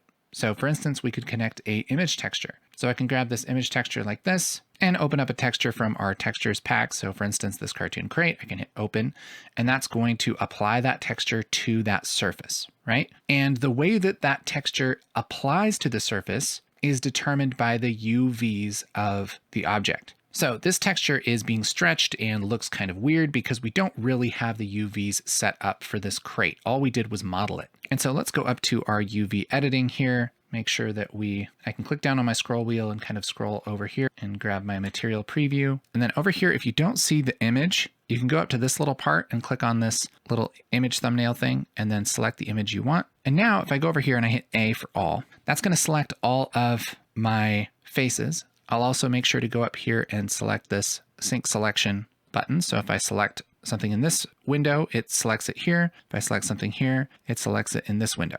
Okay. So if we look at the UVs that are set up for this ammo box, we'll see that they really haven't changed much from the original cube. They're set up kind of how they were. And so let's take a look at UV unwrapping tech. I'll just hit A for all to select all of these, go up to UVs, unwrap, and let's just select our cube projection like we did before, cube projection. All right. So this doesn't really fix it how it did before. Really, all this is doing is it's taking all of the faces on one side of this thing, and it's kind of just trying to stretch them out to the size of this texture. So if we look at this perfectly on X, we can see just the texture is just kind of laid out there. Same thing on Y, the texture is just kind of there in the middle. Same thing on Z. Right? You can kind of think of if you had like a movie projector and you were to set up the projector perfectly on X and project this image on all of these faces, that's how it would look. Same thing over here. Okay. That's why it's called cube projection, is because we're projecting this image from each side in 6 different directions. Now, for something that is a cube that you want the same texture on each side, this works great. For basically everything else in the world, it doesn't really work that great. So we're going to need to do something fancier. We can hit A for all. We can go to UV, unwrap. There's lots of things that we could do. And I'd encourage you to just go through and click these. The great thing is you can click one, and if it messes it up, you can just go and click another one. So what does follow active quads do? Let's just hit OK. Yep, this does all kinds of weird stuff. So that's not it. Unwrap conformal, not quite right. But one I would like to show you is Smart UV Project. When we click this, it gives us a little menu of options. And the one thing I'm going to do is just click right on this island margin to where it says 0.01. I'll show you what this means here in a second. Let's hit unwrap. And now look at this. This is an interesting thing. This doesn't quite look right on the 3D model, but if we go over here to the UVs, we'll see that something really interesting has happened. All of the UVs, each face has its own piece of this texture. So there isn't any repeating of any part of this texture. So this face right here, there aren't any other faces that are sharing that space with it. And same thing for this face and so on. And this is where you're going to have to kind of pretend with me here for a second. All right. Because when it comes to texturing, typically you want your UVs to look a lot more like this. In fact, I'll just take off this texture here just so we don't get stuck on exactly what the texture is. Having your UVs laid out here to where each of them has its own little space, its own little chunk within the texture. This is really the best way to do it. Because if you want to do some fancy things like make a custom texture in Photoshop or use some texture painting techniques that we're going to be using in a few minutes here, you don't want any face to be sharing the same space with another face. Because look what happens when you do that.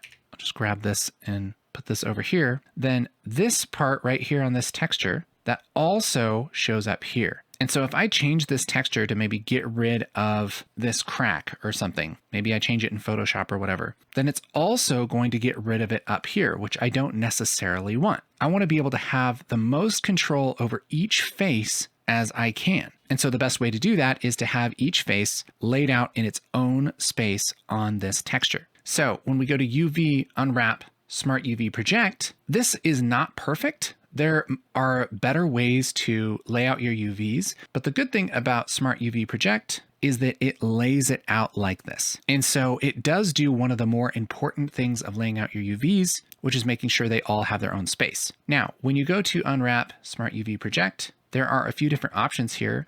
Most of these you pretty much default other than island margin. An island margin is the space in between these faces on the UV. So if I zoom in here, we can see that there are kind of little gaps in between these faces. This is the island margin. When you have faces that are connected in the UV layout, each one of these is called an island.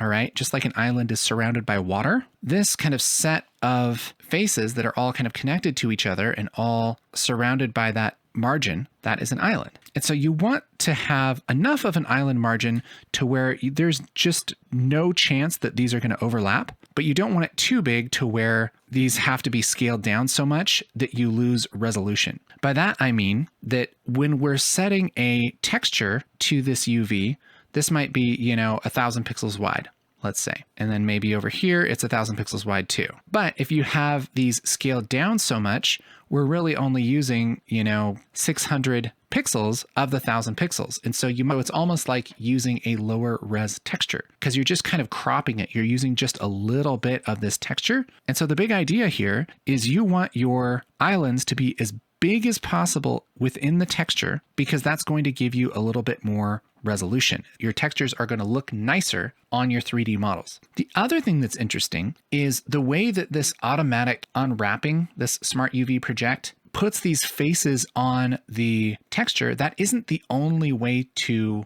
place them on the texture. In fact, if we hit A for all and we go up to UV and we go to pack islands, then we have some options on how we can kind of place these faces within this texture. So if I hit pack, there we go. It changed it a little bit and it's trying to get the ultimate layout for these islands. And sometimes it does a great job and sometimes it's not as great. For instance, something we could do would be to grab this island. I can just mouse over this and hit L for linked and then hit G for grab. And I can put this island and this one within this little ring because there's no faces there. And I can kind of move these around myself if I want to, if I'm kind of strapped for space and maybe if there's more faces that I want to put here or something. This idea of packing the islands is like its own science. It's a big world. For most things, you don't really need to be that worried about it. I just want to make sure that you have kind of a rough idea of the whole process here. When we model something, it has all of these faces. And when we unwrap it, there are so many different ways to unwrap it, which have advantages and disadvantages. But a great little shortcut that works a lot of the time is just to go to Smart UV Project, set that island margin to like 0.01 and hit unwrap, because that's going to lay out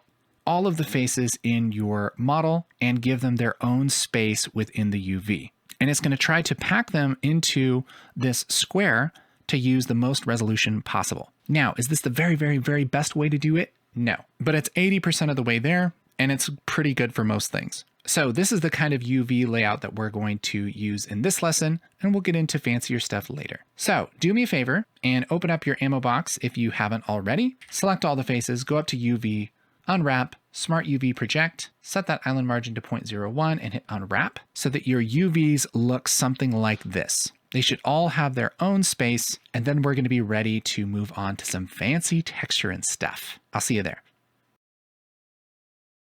All right, so we have our ammo box and we have our UVs set up. And you may be wondering at this point, well, what the heck? Like this texture still looks bad. Well, that's because we're not going to use this texture. We're actually going to do something really fun and we're going to paint a texture on them. So the first thing I'm going to do is go over to our material tab here and let's just make a new material. Just say new material. That can be white. That's fine. Let's get rid of this one. It won't let me in edit mode, so I'll get out of tab. I'll get rid of this one. There we go. All right. So now we have this white material added to our box, which is actually going to work really great. Now we have this white material added to the box. Now I'm going to switch over to this tab called Texture Paint. So I'm going to click that. And this brings us into our texture painting mode. And it also turns our box pink. What the heck? What the heck is going on? But we have a similar layout here. We have our UVs and we have our 3D mode. And what texture painting is it's a way to actually paint a texture on your model in your 3D viewport, which is really, really cool. But we have to get it kind of set up first. The main thing that we need to do is figure out a texture that we're actually going to paint on. That's why this is pink, is because there's no texture. We'll see over here, there's no texture. It's just kind of blank. So let's go to our material tab, and here for base color, again, I'm going to hit this yellow dot and go to image texture, and we're just going to make a new one right here. Instead of opening one, we're going to make a new one like this. And it's going to ask me what kind of image we want to make. Let's call this a painted texture. Width 1024 by 1024 is fine.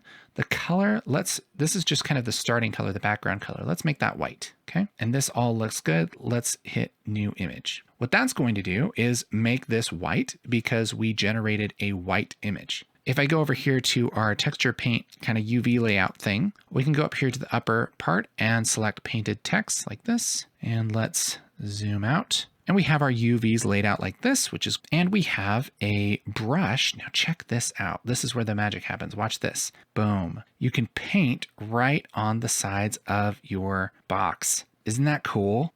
Isn't that amazing?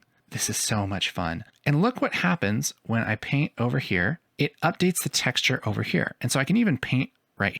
Paint on the top here, and that kind of updates there in the viewport on the right. And so we can make, if I just hit Control Z a few times, we can make a cow box. So, you know, you can get crazy. And so do me a favor and just do this. Make a cow box for a minute, because that'll get you used to how these painting tools work. And it's not that complicated. It kind of works like you would think it would, but it's really fun to start to get crazy painting things. That's a good cow box. There we go. And now we have this 3D box that has our own painted texture on it, and we have the texture right here. So what's cool about this is that we can actually export this as an image file. And because of the UVs that are tied to this 3D mesh, anytime we connect this texture to the color of whatever material this box is using, whether it's in Blender or Unreal Engine or Unity or whatever, it will look like this. Now, speaking of those images, Blender's kind of weird with this stuff.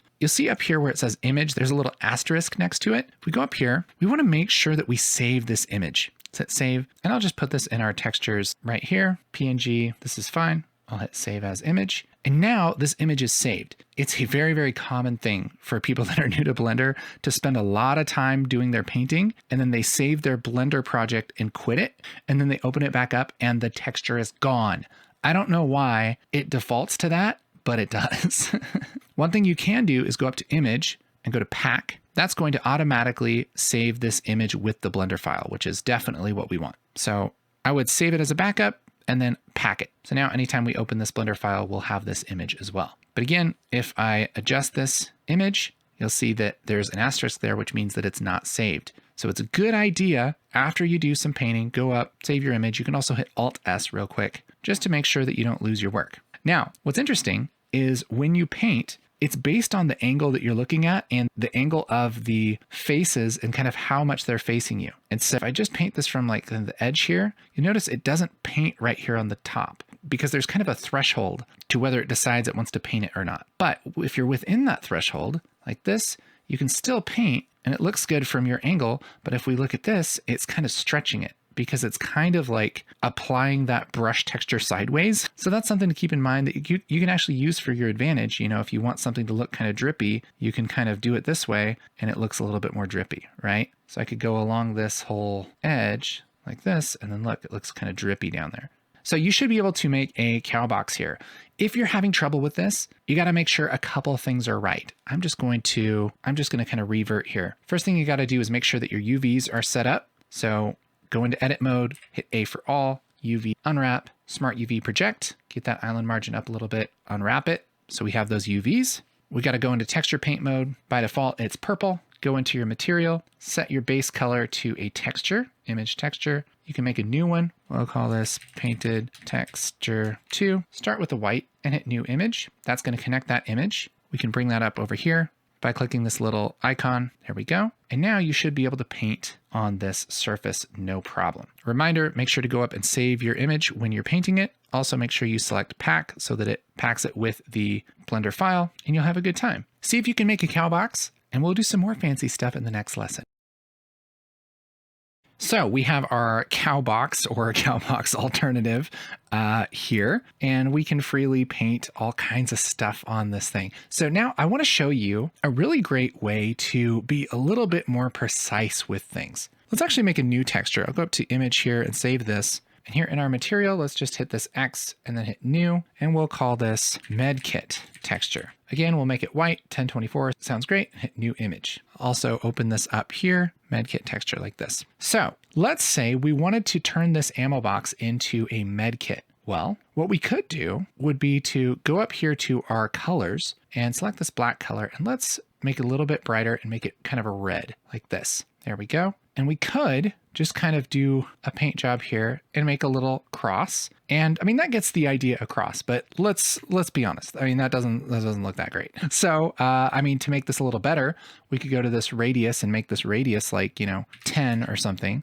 So we have a little bit more detail and we could really kind of paint this in. But if you're like me and you're not like that great at painting, especially with a mouse, it seems like a nightmare and it's definitely going to end up worse, right? And so, yeah, you get the idea, but it's bad. By the way, if you hit X, that's going to switch these two colors. So I can switch to the white color and I can kind of erase this, you know? Let's make this radius like 60, sure. And we'll just erase this real quick. Great. So what if there were a way to do your painting, but kind of use a stencil and kind of cheat a little bit? Well, there actually is. If I hit X, I'll go back to red. All right. And let's go up here. Let's just kind of make a little bit more room here. With the paint tool selected, we have all these options for painting. And what I'm going to do is use this texture mask right here. Let's go to this and go to texture mask, and then let's hit new like this. That's going to make texture 0.002. And to bring up that texture's properties, we can click on these little sliders button like that. That's going to bring this up over here. And all we're really doing is just making a blank texture slot for Blender. And so here under image, we're just going to go to open like we normally would. And there is a texture called cross.png. Select that and hit open. That's going to open this up and it's going to connect it to our brush mask. Now, if you were to just paint with this real quick, boop, like that, that's going to make crosses. So it's kind of sets the transparency of your brush, sort of. And if you kind of drag it, it sort of does what we want. You can kind of see what we're getting at here, right? I'll just hit Control a couple times. But really what I would prefer would be to kind of place this mask and then kind of just paint through it. And so what we could do is go up to this texture mask, and by default, the mask mapping is set to view plane. Now, you don't need to know all of this stuff about mask mapping, but really what we want to do is switch this view plane to stencil. What that'll do is that'll bring this into stencil mode. So just like a physical stencil, we're going to be able to kind of set this up on the surface and then paint through it. And here we have kind of a preview of this stencil. By the way, if you don't see this, sometimes there's a weird bug. If you go to texture mask and you say reset transform, that will kind of bring this up here in the lower left. And what we can do is we can move this around in our viewport by holding Alt and clicking and dragging with the right button on the mouse. So right click and drag with Alt, and we can kind of put this in the middle of our viewport and we can kind of move this around like this. Now, I'm going to look at this down the X axis. I'll just click on X like this. And you see what we're getting at here? We can kind of move this around and put it right where it's supposed to be. And then check this out. I can paint through it like this. I can use it like a physical stencil. There we go. Isn't that awesome? And so now I can use this stencil anywhere I want to add a cross. And so I could, for instance, look down the negative Y axis, and I could hold Control and kind of zoom in like this to make this smaller, kind of move this around, and I could paint across there. See what we're doing? And so it's like the texture painting thing, but with a little bit more guidance, right? So I love this ability to be able to do this kind of thing and really get detailed and a little bit more precise with how we paint things. Then if I want to take this texture mask off, I just go up here to texture mask and hit this X like that. That'll get rid of it. And now I can just do regular painting if I want to. And I mean, just this ability to use this texture mask, oh my goodness. There are so many cool things that we can do. In the next lesson, we're going to get crazy with the texture mask idea and make something that just looks next level. Okay, so we've been texture painting this med kit, and I want to show you something really cool.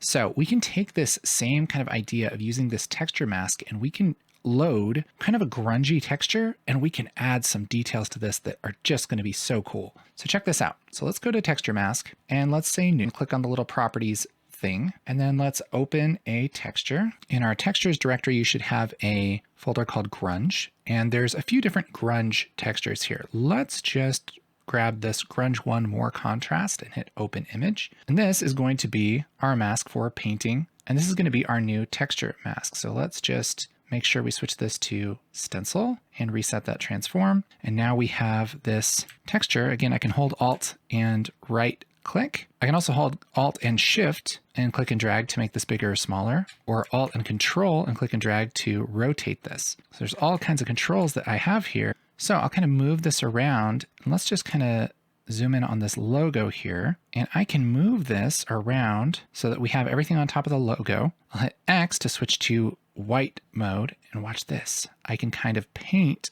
on this and some of this texture on there, and look at that. Isn't that cool? Okay, So this is almost good, but I think what I want to do is use a different brush. So down here we have these different brushes. I'm going to use a paint soft brush. That's going to reset my stuff here. So I'll make sure to go to texture mask, select the same texture, stencil, reset transform. And again, we'll just put this up where it's supposed to be. And I can make this pretty small. And because I have a soft brush now, I can really kind of just add a little bit here and there to kind of paint this. I can even take this strength down to like 0.3, and that's going to change the opacity of this. And then I can do stuff like just kind of lightly go over part of this. Then I can bring that strength back up and I can really kind of eat away at this thing. Oh, and look at that. That looks so cool. Oh, that just makes a huge difference. Then we could hit X and switch to a different mode here. So let's do like a brown, kind of a brownish gray, and we can add some dirt. So we'll just kind of put this on the corner like this, Alt, right click and drag, and then we can just kind of start painting some dirt on here. And look at that. Now we have some kind of dirty corner. Isn't that cool? Same thing. Let's take this strength down to like 0.5 maybe, and we can just kind of start to paint this a little bit. Now we have a little bit of dirt on those corners. Oh, I love this stuff, man. Let's just rotate this just so we get a little bit of variance here. And we'll just add a little bit to this corner also. Again, we can kind of use that technique of just kind of painting down the edge like this to kind of stretch this out a little bit. I'll make that a little bit more streaky. See? Isn't that cool? You can even make this really big and just kind of go over the bottom like this. And look, now we have just a little bit of dirt on the bottom, and we can go through this and just really make this really cool. It just depends on how crazy you want to get. Look at that. Now it kind of looks like it got set in the dirt. So much fun. And you can use different colors. So maybe we'll do like a gray, and we'll zoom into just this edge right here, and we'll just add a little bit of a worn corner. See? Isn't that cool? Now we have those kind of like worn metallic corners. And depending on your resolution, your texture, especially this texture right here, this is going to look better or worse, right? So we have a somewhat small resolution texture here. I'll just kind of get rid of this overlay. And so that's why it looks a little bit blurry here, but you know, from far away, it looks good. And so this, I think, is just such a fun thing to do. So grab that texture mask and pick that grunge. You can use your own grunge, anything that's black and white, where white is where you paint and black is where you don't paint. You can set that up, set this to stencil, make sure to reset that transform if it's lost somewhere. Hold Alt, right click and drag this around. You can add some cool stuff. Maybe I want to add a little bit of grunge around here, maybe some dirt. Let's make this kind of grungy, dirty here. I can add a little bit just around this latch here. See what I'm getting at? Make this radius a little bit smaller and just kind of fill in those gaps a little bit. Yeah, that really makes a big difference. We can even just do a little bit. So it's like white, but just a little off white, just enough to see a difference. Zoom out here, make this a little bigger. And again, we'll take this strength down to like 0.3, this radius up a little bit. And then we can just kind of go over this a little bit, just a little here and there. And that'll give this just a little bit of variance in its color. It's a lot more realistic. Look at that. Oh, that's so cool. So yeah, that's the difference between something that looks really clean and really nice and something that just has a little bit more character. What a cool thing to be able to do right inside of Blender. And you have the ability to do it. All you got to do is set up that texture mask with the grunge, hold Alt and right to kind of get this moving along. Then you can add your own little imperfections and dirt, add a little bit of dirt here in this gap and really make this start to look awesome. So try that out and I'll see you in the next lesson.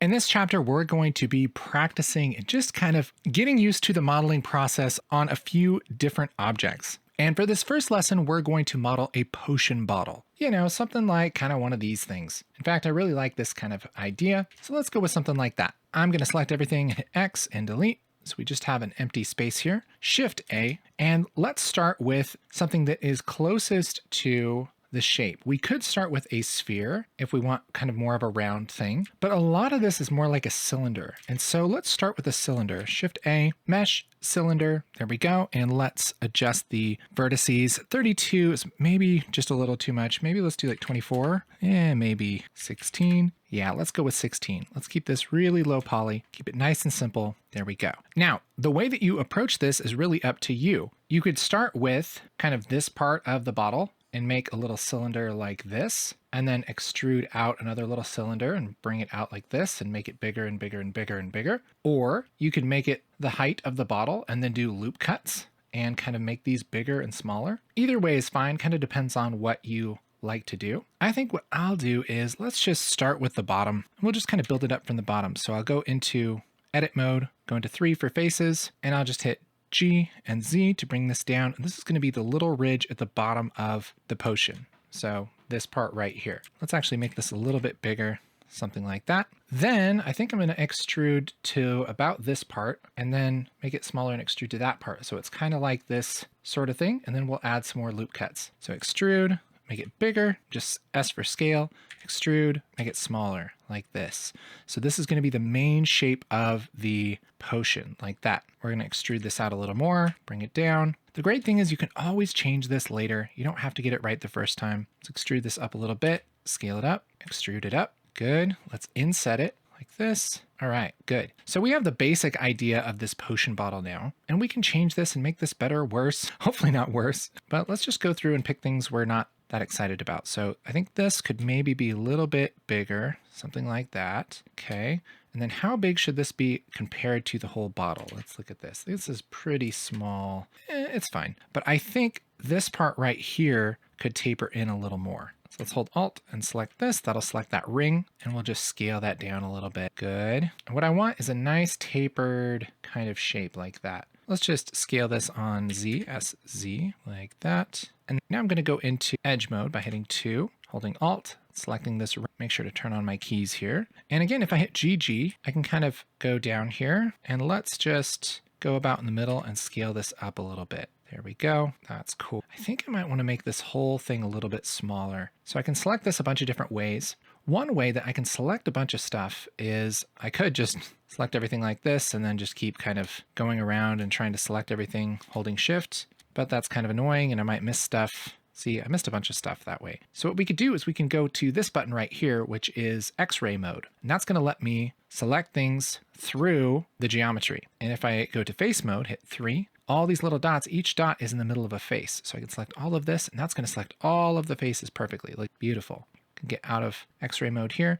Let's scale this down a little bit and then bring it down something like that. Yeah. And I mean, from this point, it's really up to you how much detail you want to add to this and what kind of shape you want this to be. There's no real wrong answer. So I'll switch into shape mode like this, hit Alt. I'll just make this a little bit bigger right here. And I think what I'm going to start doing is adding some bevels, because what I could do is hit Control R and add loop cuts like this and then kind of scale these up. And that's going to do it just fine.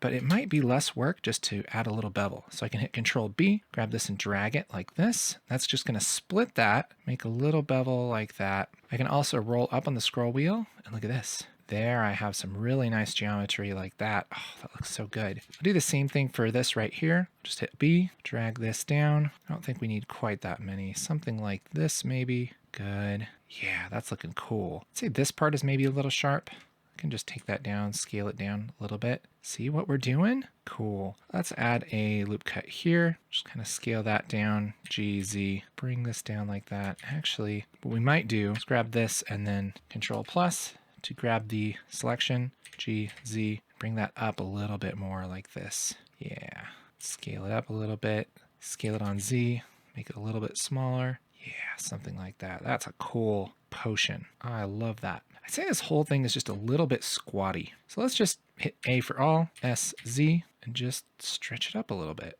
Here we go. It's looking pretty good. 2, and let's bevel this too. Add a little bit of that. I think that's looking pretty good. I'm gonna go back to X-ray mode with our faces. Let's look at this down the Y or down the X-axis, and let's maybe just scooch this in a little bit, something like that. So we have that taper really nice. It's good. Let's grab all of these, GZ, bring that down a little bit. Yeah, I'm liking that. That's looking cool. Yeah, that looks good. Now, depending on the style that you want, you might like this faceted look, but a lot of the time we want to kind of smooth this out. Now, in Blender, the way that you do that is you right click on an object, and here we have a couple different options here: shade flat, shade smooth, and shade auto smooth. Most of the time, you're gonna want to pick shade auto smooth, and look what happens when we do that. Boom. It kind of makes this look a lot more round than it really is. Isn't that cool? So this looks a lot more round, but we don't have that many faces. It's cool, right? This part's really sharp, so we can do a couple things here. One is we can go to our modifiers, and here we have smooth by angle. We can get out of edit mode and we can kind of push this angle around, push that up a little bit, 31. Now we have this really, really smooth. That looks good. One thing I'll do is add a little bit of bevel to this. So hit 2, Alt, grab this edge, Control B, and let's just add a chamfer right there. Same thing here, just a little one right there. Good. Yes. Now, for this part right here, it depends on if we want an empty bottle or not. What we could do is just extrude this down into the bottle. And look at that. Could even scale that down a little bit just to be a little safer. And now we have a nice bottle that you can't quite look down into. It depends on how much you're going to see in your final product, but yeah, something like that. I think this bottom is just a little bit too tall for me. It's good. I'm also going to bevel this, I think. Bevel it a little. There we go. Good. Also, if we want to take this ring, let's inset this ring like this, extrude it up like this, scale it down. Here we go. Then we have like a little bit of detail on the bottom there. Yeah, that looks cool. Now, if we want to, we can add a little cork on this. We could make another cylinder and try and fit this in here, but it's actually a pretty good idea to kind of borrow some of this geometry. So why don't we go into edit mode? I'm going to select this face right here. See, if I bring this face up like this and make this a little bigger like this, then we have the exact same shape and size and everything that we would need for our cork. In fact, what we could do is just bring this up, scale it up like this, and boom, we got a cork. You know, nobody's going to look and see if there's a little edge right there, you know, if this is just like a prop for your game or something. So why don't we just do that? Control B like this and just bevel this a little bit. Good. And there's our bottle with our cork. Oh, that's so cool. Isn't that great? Now let's add some materials to this. I'll go over to the materials page here and let's just say new, and we'll call this base color. Let's do kind of like a bluish gray, and let's take the alpha down a little bit. Let's go to material preview. There we go. And look at that. We have a see-through glass here. Isn't that cool? So we can make that kind of glass texture if we want to, or if we don't want that, we can just keep this alpha all the way up, and it looks kind of glass anyway. But let's make this not very rough.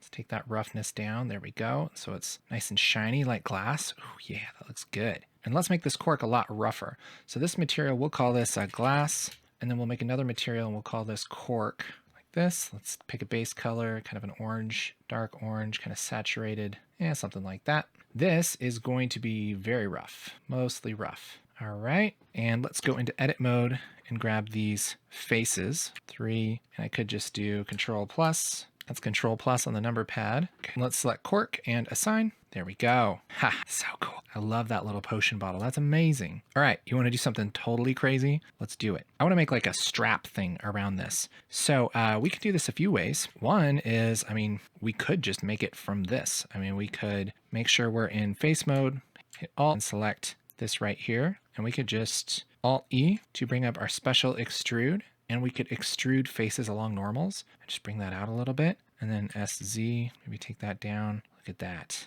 Now we have a little band around this. Oh, that's so cool. Let's make a new material. We'll call this band material. And let's do like purple or something. I don't know. Something like that. Great. It's going to be pretty rough. And let's grab this. I'll hit Alt, drag that. Control plus on the number pad. We're just selecting that whole band and then assigning that. There we go. Oh, that looks so cool. Yes, I love it.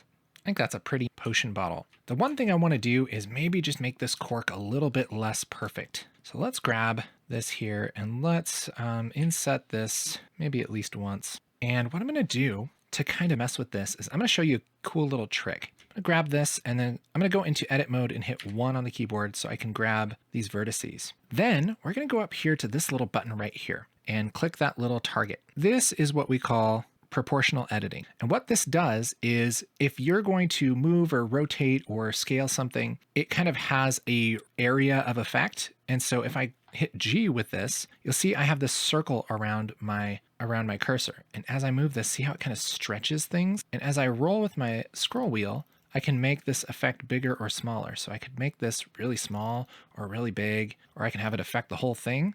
And so this is a great thing to do after you've done like your main modeling. If you want to just give it a little bit of character, let's grab this and I'll hit G, and then let's take this down a little bit. And I'm just going to kind of tweak a couple of these pieces just to kind of make this irregular. Doesn't take much, just a little bit. And man, that looks so much better. Look at that. It's like, it's just a little bit wonky. In fact, you could do this with the whole thing. Just grab this with a really big thing. And I'm just going to move this ever so slightly, just a little bit. Just gives it a little bit of character. Same thing here. Just a little bit of character. This is going to look a lot more interesting than if we had a perfect bottle. Let's grab this and just really make this small. Just move this up a little bit. Yeah, look at that. See, doesn't that look great? Looks so much better, just that it's a little bit wonky, a little bit more exciting. So yeah, see if you can make something like this. And in the next lesson, we're going to play around with maybe adding some imperfections and some little smudges and things like that. All right, so we have our really cool potion bottle here. Let's do some texturing on this. I'm gonna switch to the texture paint mode, and let's go to our cork material, and under base color, let's click on that and make an image texture new, and we'll start out with the brown color. Sure. Okay. And we'll call this cork texture and hit new image like that. There's our cork. And let's take a look at the UVs on this thing, because I honestly have no idea what they are. Let's go to UVs and let's just smart UV project and see how that goes. Unwrap. There we go. There's our UVs. Not too bad. And this isn't necessarily the very best way to do the UVs, but it is really quick and it'll probably let us do what we want to do here. So let's just see how far we get. So this right here, why don't we go into preview mode here? And for this cork texture, let's open up cork texture here. Make sure we're in texture painting mode here. If you get out of this mode, you can switch it up here where it's like object mode, edit mode, go to texture paint mode like this. And I think for our color, let's pick kind of a lighter brown and let's make it soft. And let's also make a texture mask here. I'm gonna say new, open up its properties. Let's open up a texture. We'll just use one of these grunge textures. How about grunge 1? Doesn't really matter. For texture mask, let's go to stencil, reset transform, hold alt, click, shift right click, there we go. And let's just kind of start painting some of this on there. There we go. See what we're doing? Ah, beautiful. Okay, just gonna kind of go around this with this texture and just paint some of that on. There we go. And that's gonna look a little bit more like a cork. Oh, that looks so good. Yes, I love that.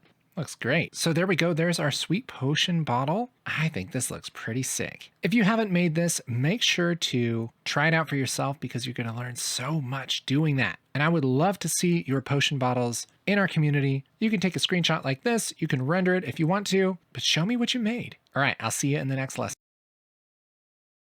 In this lesson, we're going to model a sword. So we're going to start out just with this cube. And I think I'll just kind of make it laying down like this. Let's go into edit mode. Let's scale this to be roughly a sword shape. So let's scale this down, but let's hit Shift X.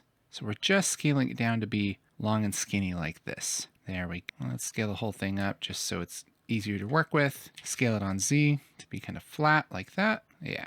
We're making this way too big, but it's just easier to navigate when things are a little bigger. So I think I'll take this and just extrude it like that. And this is going to be a kind of guard of the sword. So let's hit Alt E, extrude faces along normals. There we go. Yeah, we're getting there. Let's take this, extrude this out. This will be the handle. Yeah, and that's kind of the main block out. From here, we could do some loop cuts. And so let's just kind of get the main kind of shape of the sword here because we kind of want this more like, you know, this sort of thing, right? So let's add a loop cut here. We'll just scale this up like that. And I'm not even going to worry about the scale on Z right now because I want to show you a really cool trick in a little bit. Just worrying about what does the shape look like from above. So let's also do a loop cut here and I'll just roll up on the scroll wheel. There we go. SX like this. And let's just scale that down. S again. Yeah, something like that. Let's take this part here and it and maybe scale that down. Yeah, it's looking cool. Really, there's no wrong way to do this as long as you like it. That's what we're looking for here. I think maybe we'll take these two edges and scale those in. Yeah, that looks cool. So we'll kind of keep it simple for this sword. Let's make this pointy. I can grab this face and scale it on Y. I can just hit 0 and that's going to scale it in like that to a point. But what's going to happen is that edge is going to be duplicated. So if I hit 2 on the keyboard and grab this, we can see that there's still that face there. So what we can do is just hit A for all and then M for merge. And we're going to merge by distance. And what that's going to do, we can see down here it says removed 2 vertices. It's going to take away those 2 vertices because they're close to each other. And now we just have that one edge there. We don't have any problems. Yeah, cool. So there is the basic block out of our sword. Let's get a little bit more picky here. One thing is that because we've been just willy-nilly scaling things, the scale on this axis is kind of weird. So I want to show you a really cool trick to kind of align a bunch of vertices. So if I hit 1 on the keyboard and go to X-ray mode, we can see we have all these different vertices. And look, some are up, some are down, some are all over the place. But what we can do is select all of these vertices and we can scale them on whatever axis they're kind of like misaligned on and just scale them to 0. So I can say S for scale, Z to scale them on the Z axis, and then 0 to scale them at 0. And so that lines these all up here. I'll do the same thing here, SZ 0, there we go. And now look at this. Now we have this perfectly lined up. We have a totally flat surface here and here. I mean, you'll use that all the time to get stuff lined back up. That's why I wasn't worried about the scale this way that much, because it's a really easy fix. So now maybe we do want to adjust some scale here. Let's again just go to X-ray mode so we can select all of these. Let's grab these and then let's scale it on Z. Scale this down a lot. There we go. We'll scale this down a lot like that. Okay, let's actually make a loop cut here. We'll just put this like right here, scale that down a lot. Maybe move that over on the X-axis there. Good. So now we have this kind of weld there for the sword, which we could keep or not. We could also make these 2 different objects if we wanted to, but this will work fine. Okay, let's grab maybe these 2 faces and scale those on Z. Yeah, so we have this nice kind of taper. Yeah, that looks nice. Oh, this looks so cool. Yeah, I like it. Let's also add a loop cut here just to the Control R, and then we can just cut this right down the middle like that. I think that's a great idea. Now we're gonna have a problem here because we're gonna move these around and that's going to bend this face really weird. See, if I grab this and move it up, there should be a split here, but there isn't. And so it's gonna be a very strange looking thing. So to avoid that, I'm gonna go to our knife tool, which is over here, this one right here. And I'm just gonna click on this vertice and click on this one and then hit Enter. That's going to cut that. And I'll also do that below. So here we go. Boop, boop, Enter. That's just going to split that there. So now we have a loop cut all the way through the entire sword, which is just going to help us with any problems later. All right, so let's make the edges of the sword sharp. I'm just going to go back to face mode, grab this face, and again, just scale this on Z, SZ0, Enter. And now we have this nice sharp sword. But again, what that's going to do is that's going to duplicate these edges. So we want to be careful about that. So if I hit 2, grab this edge, move it, see how there's still a face there? So again, it's not a bad idea, just if you're going through and modeling things, just to do this every once in a while. A, M by distance. See that? Got rid of 4 vertices. We can also just merge these. If I want to just grab both of these here, both of these vertices, I can hit M and merge at center, and that'll do basically the same thing. Yeah.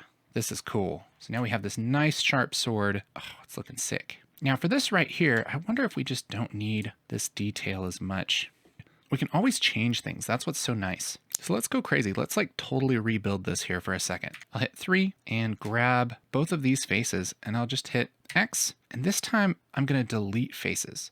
That's just going to get rid of them and it's not going to worry about filling it in. That's going to make a huge hole here. But here's what I can do. I can hit 2 on the keyboard and grab these edges. And if I grab a couple edges and then I hit F, that's going to fill those edges in. Look at that. Isn't that cool? So now I can fill this and grab these 2 edges, F for fill. That's going to add a face there. And then we'll just grab all these 3 edges, F for fill, and we're just rebuilding that. See? So there's the difference. That looks really cool and intentional. All right, so same thing, grab the faces here, X, delete faces, 2 to go to edge mode, and we'll select both of these edges, F for fill, this edge and this edge, F for fill, these 3 edges, F for fill. Now we just rebuilt that, and it looks cool. That's so awesome. I love being able to do this kind of thing. That's why I love Blender. All right, rest of this looks pretty good. One thing we might do is scale these faces down a little more in Z so that we have kind of a rounder looking handle here. Might do the same thing with this, SZ. See how it kind of rounds out that handle? It looks nice. SZ, a little more. Sweet, that's cool. And depending on how much detail you want in your sword. You can keep going or not, but I think that's a pretty solid sword. I like that a lot. All right, let's add some color. This is my favorite part. Let's go to the materials and we'll make a metallic kind of blade color here. Let's do kind of a blue and we'll push this metallic to 1. Boop, like that. Let's go to our material preview. Yeah, now we have this kind of shiny looking thing. Roughness, let's take the roughness down a lot. Yeah, shiny, cool. So that's gonna be our blade material. So we'll call this blade, and then we'll make another material, and we'll call this metal, all right? This color is gonna be more of a, I don't know, maybe like a golden kind of color. Cool, we'll make sure that's metallic also, but maybe a little more rough, okay? And we're going to go into edit mode and just select the faces that are gonna be part of that guard. And this is kind of tricky to select all of these. I can hold shift and just do it this way, but I think what might be quicker is to go into X-ray mode. Just grab all of those, I think. Let's do that. Let's go to guard and assign that. Good. And then we'll have, so that looks cool. And then for this handle, let's do something different for the actual grip of the handle. So let's make another one, new. We'll call this grip. And let's make this like a dark gray kind of thing, or maybe even a brown. Yeah, like a brown, not metallic, very rough. Okay, same thing, we'll go into edit mode. This, I might be able to hit Alt. Yeah, there we go. Just select that loop, assign. Here we go. Oh, that looks so cool. Dude, we just made that sword. That's amazing. That's ready for slashing. That's ready to kill some monsters. So cool. You can even add extra stuff on here too. You could do texture painting, or you can add more geometry and more materials or whatever. Like, so check this out. Shift A, let's do like an icosphere. This is just a really low poly sphere. So we can even take these subdivisions down a lot. Okay, and this, let's just grab this, scale it down a lot. Let's scale it on Z and just put that like right there. Yeah, and look at this. This is like a little gem thing that we could put on the sword. Jeez, look at that. It's a little gem. Take this and we'll make a new material. And we'll call this gem. We'll make it red because red is cool. And make it not rough at all. Could even take the alpha down a little bit. Oh baby, that's cool. Might just leave it though. See, now we have this sweet gem in the middle of that sword. So cool. I can shift select both of these and hit Control J to join them.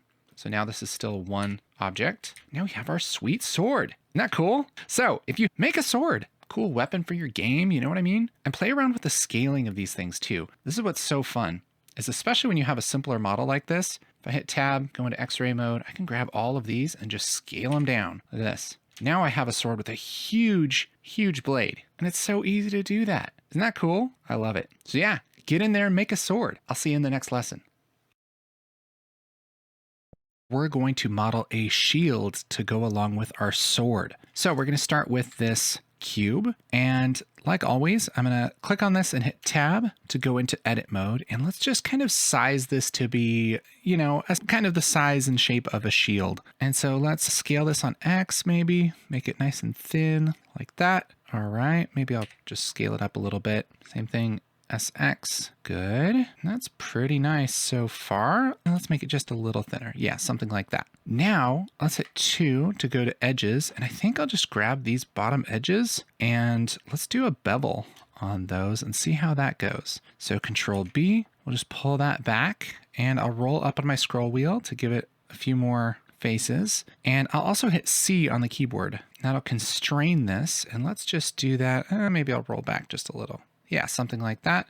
Pull this all the way and then click. Good. A for all, M for merge by distance. We did remove 2 vertices there. That would be right here. Okay. Now, what I'd like to do is kind of bend this shield like this. And what we're going to need is some geometry here. We're going to need to kind of split this a little bit. So there are a lot of ways to do that. And I think what we'll do is we could just use our knife. So I'll just grab a knife and make sure we're in vertex mode. I'll just pick this vertex and go up here like this. I can hit Z to go straight up and then enter. Good. Pick this one, Z to constrain it. Good. Enter. This one, Z, enter. Good. Let's do this one, Z, enter. Good. So now we have that kind of split. So I don't want to do the work of splitting the rest of this on this side as well as these other sides. And so I want to show you something. Select all, go to mesh and then symmetrize. And we'll open this up. And what we're going to do is set this direction to -y to +y. And that's going to split that like that. And click off of that. again, hit A for all, and we're going to symmetrize it this way also. This is kind of like a mirror, but you can do it in edit mode. So again, mesh, symmetrize, and we're going to go +X to -X. There we go. You might need to pick different ones depending on which way you drew this, if you drew it on a different axis or something. But basically what we're looking for is there to be lines on each side like this. Good, we'll click off of this. Now, we're gonna have some trouble here with these vertices, so I could just hit M at center, click these M at center. Let's even just hit A and then M by distance. Okay, looks like we're good. Would probably be good to add these in here too. So let's just grab our knife and just attach that. And I can just kind of go in between here. It's not going to hurt anything to draw on those edges again. It's just going to add those splits, and I think everything looks pretty clean here. Okay, there's a lot of other ways that you could build this, but this is going to be just fine. So now we have our general shape. Let's use our proportional editing here, and let's select all of these, and I'll just hit G, Z, and bring that down and see how we can kind of make this pointy. And I can roll this out and make this a little bit more pointy. Yeah, something like that. Good. And then we could bend this whole thing. So I'll shift select these three and these three. And we're going to do kind of a similar thing. G, X, and then we're going to kind of bend this out like this. See what we're doing? Oh yeah. Kind of bending that. Oh, that looks so cool.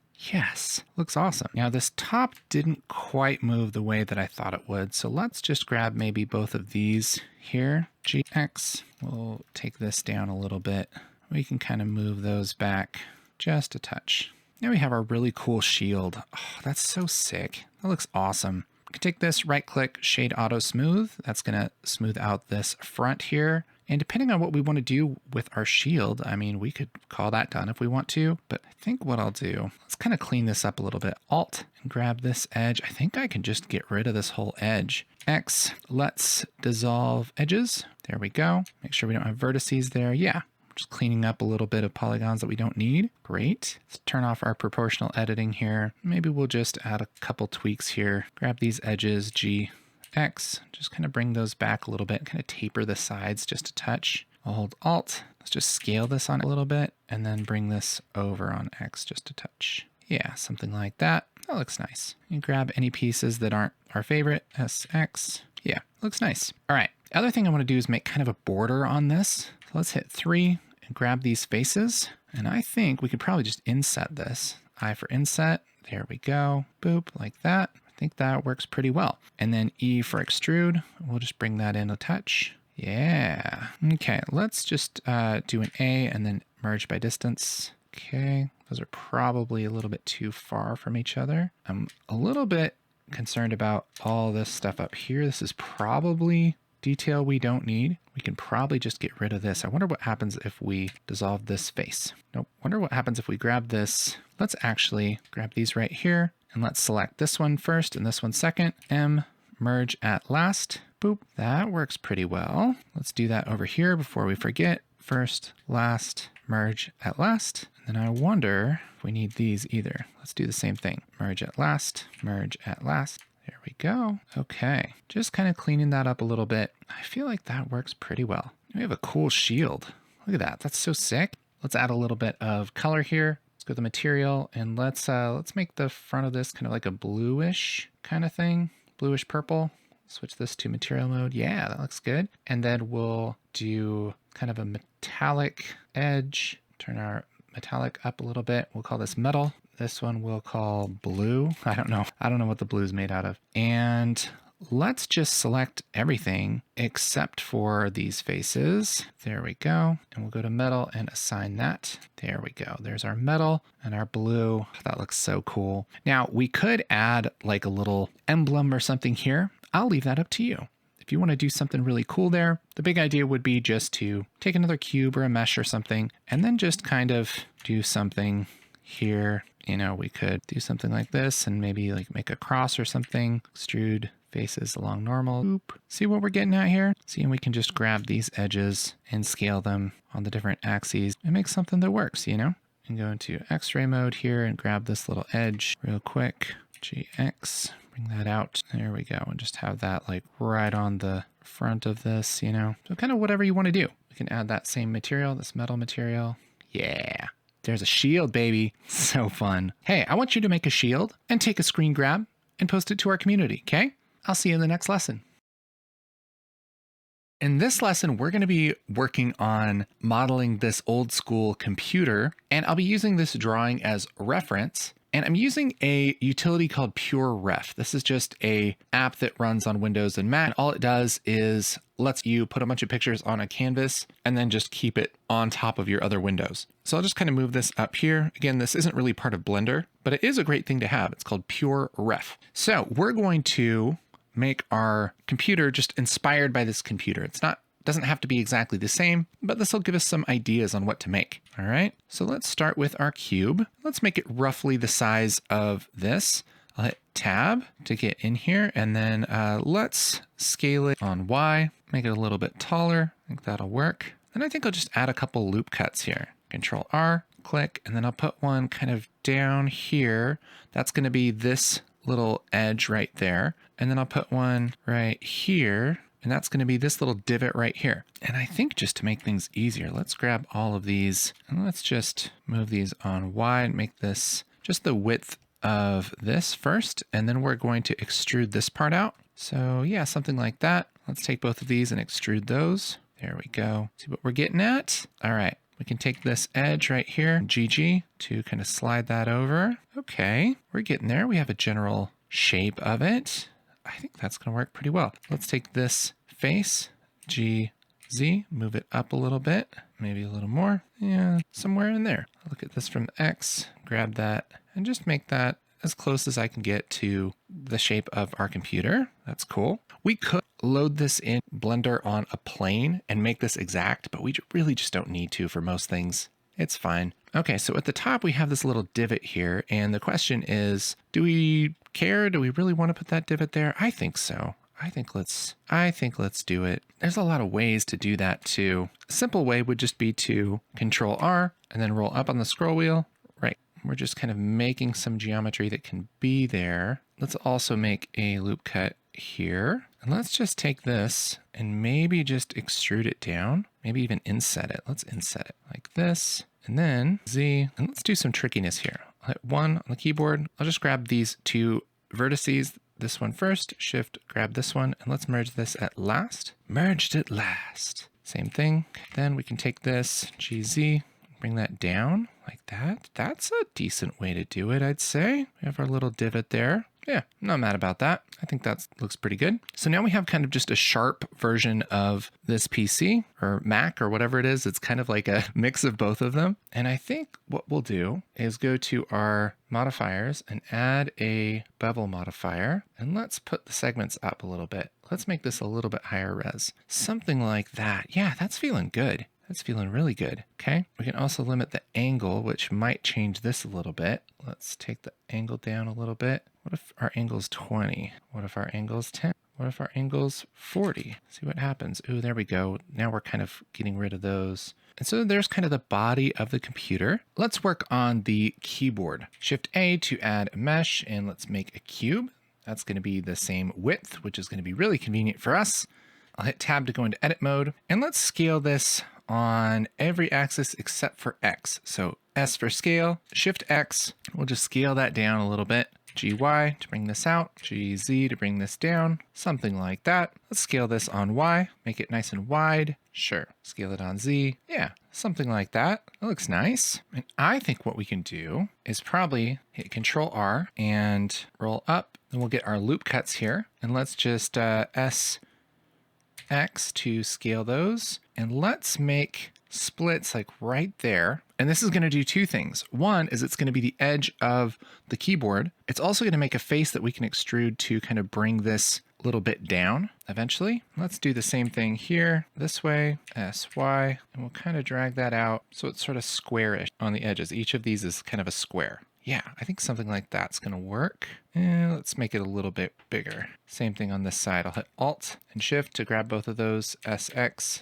make that edge a little bit smaller. So we need to do a couple things. One, we need to round these corners. So let's Shift select all of these corners here, and I can hit Control B to bevel them. And let's roll up once. And maybe something like that. Maybe one more. We'll just kind of throw those there. Yeah, that's looking nice. Let's maybe take this face and extrude it up a little bit and maybe scale it in. So that'll be the keys. We could also hold Control and kind of go around and pick this whole edge like that. I think I also want to bevel these edges a little bit. So let's hold Control and just go around like this. Control B, and so much, maybe just a little bit. Oops, I got this edge too. Control B, just bring that out a little. Yeah, something like that. Same thing here for this edge. Control B, chamfer that a little bit. Control B, bevel that out. Yeah, that's looking nice. Okay, now we can right click, shade auto smooth. That's probably going to be pretty good. Wonder if we take off that smooth by angle. Nope, let's leave the auto smooth on. And then let's rotate this. Actually, you know what we should do? Let's take this and extrude these faces right here. Like this, extrude those down. And then we're gonna hit A for all to select everything except these faces. I'll just hit Shift, I'll unselect all of these faces, because what I wanna do is rotate everything like this. See what we're doing? Oh, I'm so excited. Yeah, maybe just a little more. It's good. I love it. Oh, it's so cool. All right, so there's our keyboard. Next, we'll do our mouse. Shift A, cube, tab, scale, G, Y. Let's make this about the right size. Let's put this down on the ground here. G, X. Let's just grab these faces. That's pretty good. I think we can probably just add a bevel modifier to that. It's a little less crazy though. A couple segments. Yeah, something like that. Shade auto smooth. Very good. And you know what we could probably do just to cheat here? Shift D for duplicate this. Right click to get rid of that transform. And then I'll go into edit mode by hitting Tab, A, S, G, Z. We'll just scale this down a little bit. Let's scale it on Y axis. G, X, GY, and we'll just make a little button that way. That's a big chunky mouse. Oh, this is looking pretty sweet. I think I might change this to shade auto smooth. I like that a little bit sharper look. Maybe just turn that angle up a little bit. Yeah, maybe to like 50 or so. So yeah, that looks pretty good. Next, we'll work on adding some textures. In this lesson, we're going to have some fun putting some textures on our computer here. And we're going to use sort of a different technique, one that's relatively easy to pick up. And it's going to involve painting some of the details on this computer using a special brush texture. So let's get started. First thing we're going to do is come down here to our material, and under base color, and where it says base color, I'll click on this yellow dot and select image texture. And let's make a new image texture. We're going to call this computer comp color. Width is going to be 2048. Height is 2048. And the color, let's make this white, just pure white. That looks good. New image. All right. Now I'm going to add this to each of our objects by selecting it, making sure that this material is selected here. Let's add this. There we go.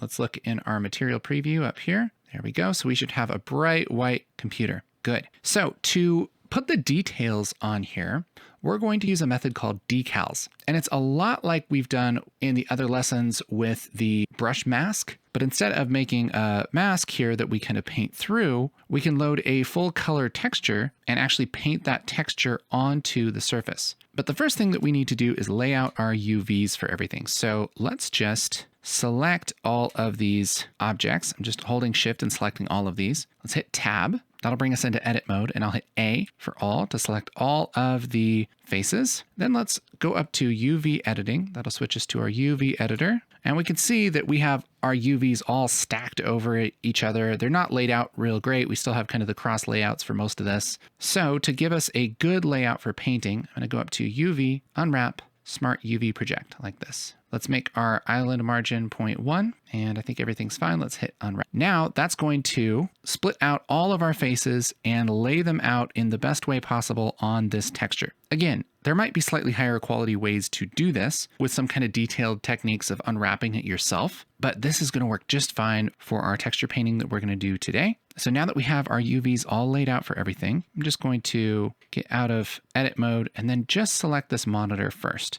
I'll hit Tab and go into there and just select this monitor first. Now let's switch over to texture paint mode like this. Let's switch over to material preview here. And now we should be able to just paint on this surface without any problems. Everything should be just fine.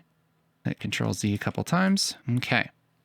So what we've done in the past is we've come up here to texture mask and added a new image that would be a black and white image and then kind of painted through this as a stencil. We're going to do almost the exact same thing, but instead of going to texture mask up here, we're going to go to texture. So texture, new, and then let's just call this decals and go to our properties here. This will load it up here in our brush properties, and under image, under settings, let's hit open, and we're going to go to our downloaded textures and click this computer decals texture. Let open image. Now we should have an overlay of this texture down here. If you don't see that, go to texture and click reset transform, and that's going to come up here when you have your mouse over this window. And we can move this around in a similar way to our texture mask, but we don't have to hold Alt. All we have to do is hold right click and we can grab this and drag it around. We can hold Shift and right click and drag to scale this.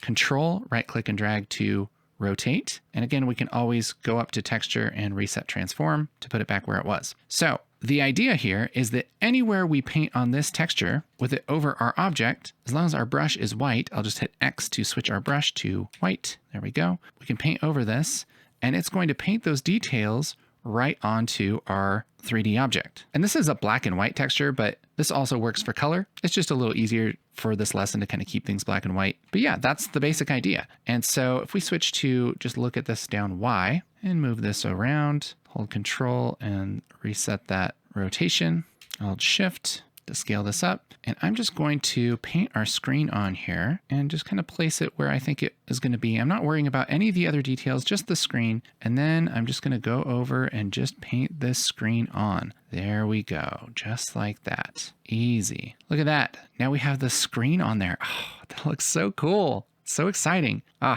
right. And then it's pretty much up to you, whatever details you want to add, because it's the same thing. So I'll hold Shift and drag this down. Let's move this disk drive. Let's put that like right there. Boop. Look at that. Oh, so cool. Let's look at this on the side and we can paint these vents. One thing I'll do is if you go up here to the upper right, there are mirror options for painting. And so you can mirror these down one of these axes. So if we mirror this on the X axis like this, then anything that I do on this side is going to be mirrored to the other side. So I'll hold Shift and let's just kind of scale this vent on the side, and then I'll paint the vent like this. And then look, it's on both sides. Isn't that cool? Just remember that that's on because it'll get you in trouble if you're painting something that should not be mirrored. Let's go towards the back. For instance, right here, if I want to paint this kind of back panel thing sort of in the middle here, I don't want that mirror on, so I'll take that off. And then we'll just paint this back panel. There we go. Grab this power. Let's put that power cord plug. And you can paint all these other things here too. Maybe we'll paint this switch. Look at that. It's so magical to be able to do this kind of thing. It's so easy. Look at that. And this is a great asset for a level in your game. You know what I mean? It's so cool. Now let's go up here to where it says texture paint and switch from texture paint to object mode real quick. That's going to let us select a different object. Let's select the keyboard. Select that. Go back to texture paint. Now we can paint on this object. That's good. And let's look at this down the Z axis. And we're just going to paint this keyboard on. I'll hold Control and drag to turn this around. And we're just going to kind of size this to be the right size for the keyboard. And it's okay if we overshoot it just a little bit because it's actually going to look kind of cool if we paint down the sides of this. I'm going to have these buttons kind of off the side. I think that's going to work just fine, something like that. But the one thing I'm going to do is I'm going to hit Tab. Tab is going to let us select faces on this mesh. So I'll select this face and I'll hit Control plus on the numpad and select all of the faces that are kind of part of these extruded button. All right, so all of those faces. Okay, then I'll hit Tab to go back to painting mode. And now I can go up here right next to where it says texture paint and click on this little button right here.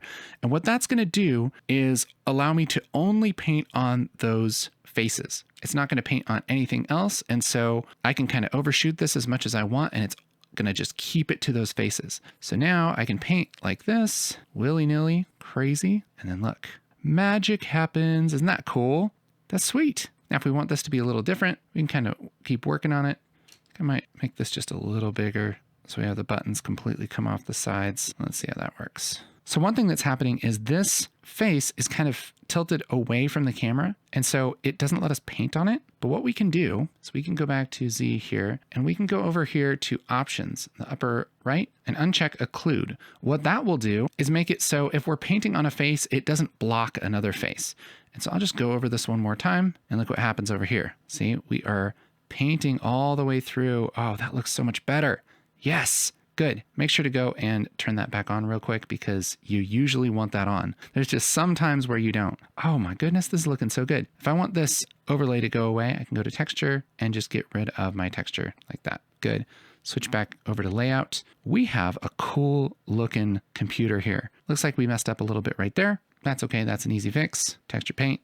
Turn off our masking, also hit tab. Let's go back to object mode, select this object, texture paint, and I should just be able to grab a white brush and just go over this. Yeah, that works. Because this whole thing is white, you just erase it by painting white. That works. Cool, so now we have this kind of low poly computer asset for our game, and I think that's pretty cool. So if you haven't jumped in to try this, do it. Model it if you haven't, lay out those UVs, and use those decals with the textured brush to paint these goodies on.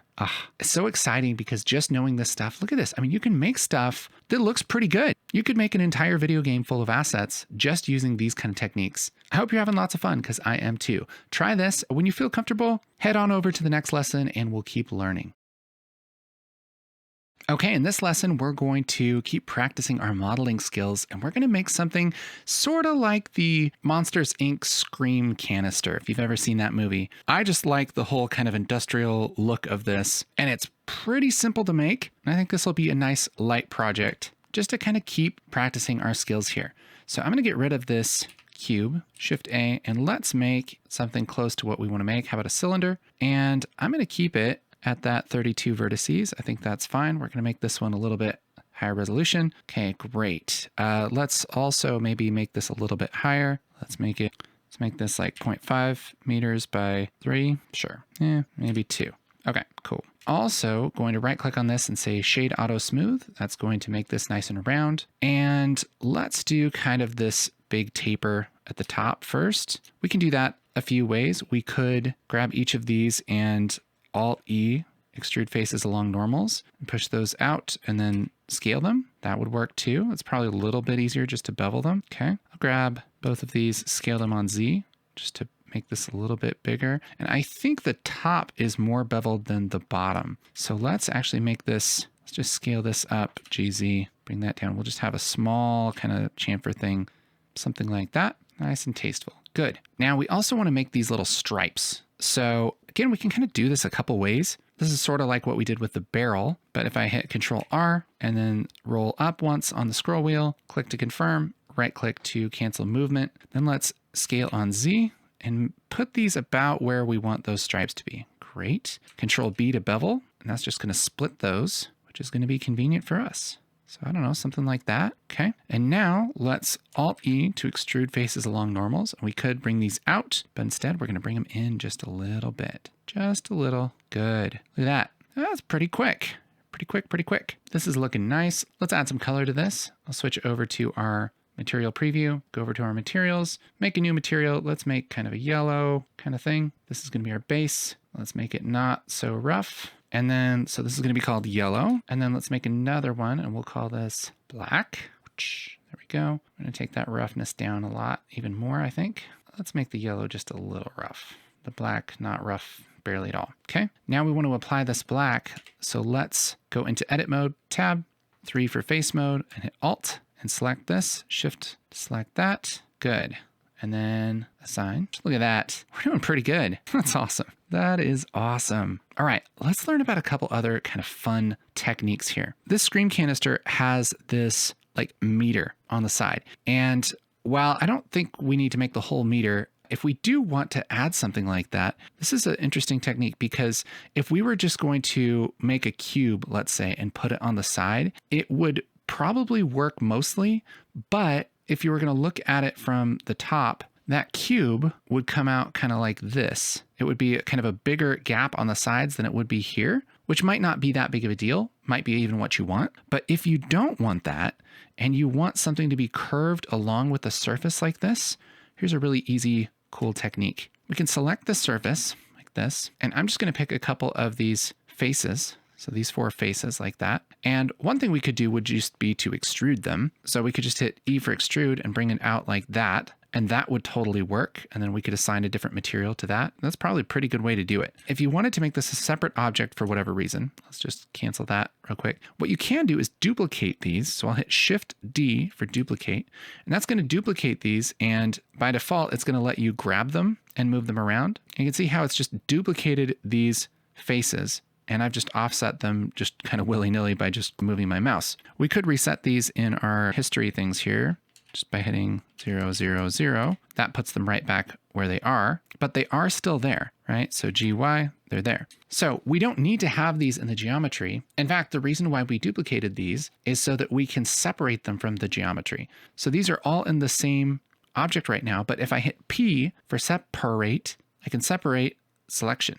This. If I get out of object mode, hitting tab, then I have the cylinder object and I also have this little panel. And there are so many cool things that you can do with this technique. Once you have this panel kind of isolated, let's play around with that. I'll hit tab to just go into this panel, A for all to select everything. And then I can scale this. Let's say like if I want to scale this on Z, SZ, I can scale this up, make this panel a little bit bigger. I can again, Alt E to extrude faces. That's going to kind of make that thicker. And now I have this kind of separate panel here. And that just makes you look like you know so much about Blender. Like it makes you look like you could make transformers and stuff just from offsetting a panel and thickening it like that. Like that is such a huge key to making things look so cool. And it's just no work. You know what I mean? That's just cool. We could take this and grab the edges like this, hit 2 and grab these edges here. I'm just hitting Shift and clicking each of those 4 edges. We do this and hit Control B to bevel them. And I could roll up on this a couple times like this. And look at this. Now we have this really refined looking panel here. And it's just so easy to do. We could also offset this a little bit just by hitting G and Y. Offset this just a touch from our object. Isn't that cool? I'm actually going to get rid of our reference now because just doing our own thing. Here's something else cool you can do. Let's right click on this and go to set origin and let's say origin to 3D cursor. What that's going to do is set our pivot point for this thing because right now it's a little bit offset because we grabbed this and kind of moved it over. But what we can do if we right click and say set origin to 3D cursor, look what happens to this little orange dot. Boop. It moves back to the middle. This is going to be really important because that's also the middle of our cylinder. And so watch this. We can go to our modifiers and go to mirror. And we could mirror this maybe across the y-axis and look at that. See what we're doing here? That's pretty cool. We could select this, Shift D to duplicate and don't move it at all. Just right click. Then we can rotate this, RZ90, and click. See what we're doing here? That's so fun. Grab all of this, Shift D, right click, RZ45, enter. Look at that. Now we have all of these panels. It's so cool. Oh, so neat. But you can choose to do that if you want. I'll just get rid of these extra ones, get rid of that mirror. And yeah, we can use this. Let's just kind of go back and hit tab. We can scale this. Actually, we can just, let's just scale this on Z. Oops. A for all, S for scale, Z for Z axis. And now we can make this panel really small. And we'll just kind of put this right on that edge there. And it matches perfectly with the edge. Isn't that cool? So now if we want to, we can make this a different panel. Let's just go to our materials, add a material, new one. Let's make this kind of gray, take its roughness mostly down. We'll call this gray. Man, it's pretty complicated stuff here. Let's select this. And if you have the object selected, you have to get rid of the extra materials here just to get that. So I'm just hitting minus there to get rid of it. Now we have that gray panel. See what we're doing? That's awesome. And you can put whatever you want on that panel. I'm just going to leave that there. Let's just finish off this top here. Let's make this top interesting. You can really do whatever you want here. I'm just going to inset this maybe a little bit, extrude it down, inset it again, extrude it up, scale it up. Yeah, something like that. So it has a little bit of detail, looks interesting. You could even do something like Shift A. Let's add another cylinder. Let's maybe make this like 16. Probably doesn't need to be so crazy. Let's just head into edit mode, scale this down, GZ, scale it down some more, G. See, then let's rotate this maybe on X, RX90, good. Scale it on Y, scale it down. Now we have this little kind of rod, GZ. We can put that in there like that. See what we're doing? Select this, add a yellow to it. Make sure we right click and say shade auto smooth. And now we have this really nice prop, and you can use all the techniques that we've been talking about to add the texturing and decals and details and everything you want to make this look really good. Let's see what kind of resolution we have here. Let's go to statistics. So this is a little bit more high res, about 1000. If this is a really important prop in your game, let's say, this might be reasonable. You could also basically do this same kind of thing, but just use less vertices for the initial thing. You might be able to do this with 16 vertices. Let's look real quick. Let's grab all of this. Let's just move that over. Shift A, cylinder, 16 vertices, sure. It's the same size, okay. Right click, shade auto smooth, and it's probably gonna be fine. Same thing, let's make a couple of these bands. SZ, bevel, ooh, let's not bevel so much. Good, Alt E, extrude those faces along normals. Great, okay. Let's grab a couple of these here. Shift D, right click, P, separate by selection. Tab to go into here, grab these, extrude them out a little bit. 2 to select edges, and we'll shift select all of these. Control B, and we'll roll this up a little bit. There we go. Good. A, SZ, good. Let's do a bevel here. 3, bevel, not so much, just a little bevel.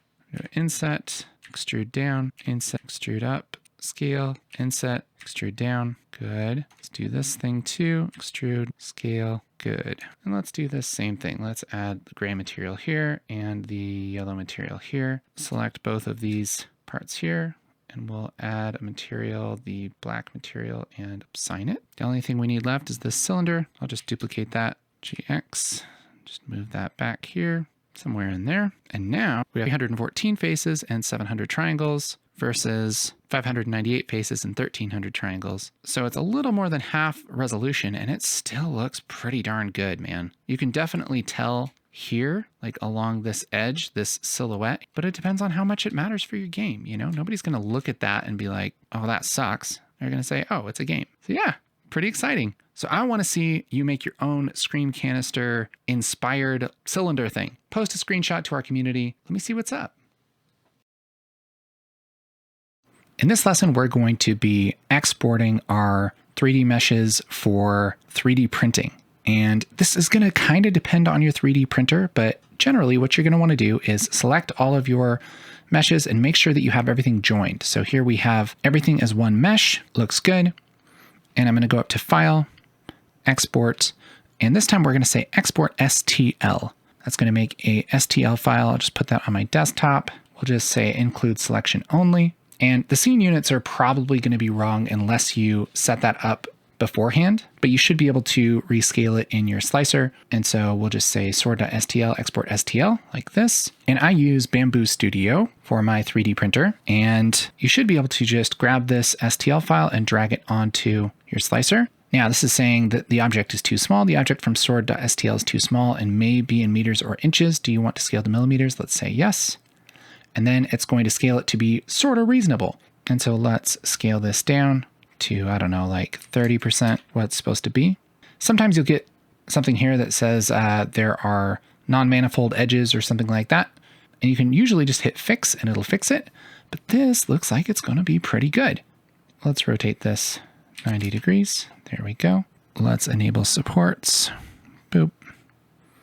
Slice the plate. Looks like it's okay. So we're going to have supports right there, but I think that's going to work fine. And then we hit print.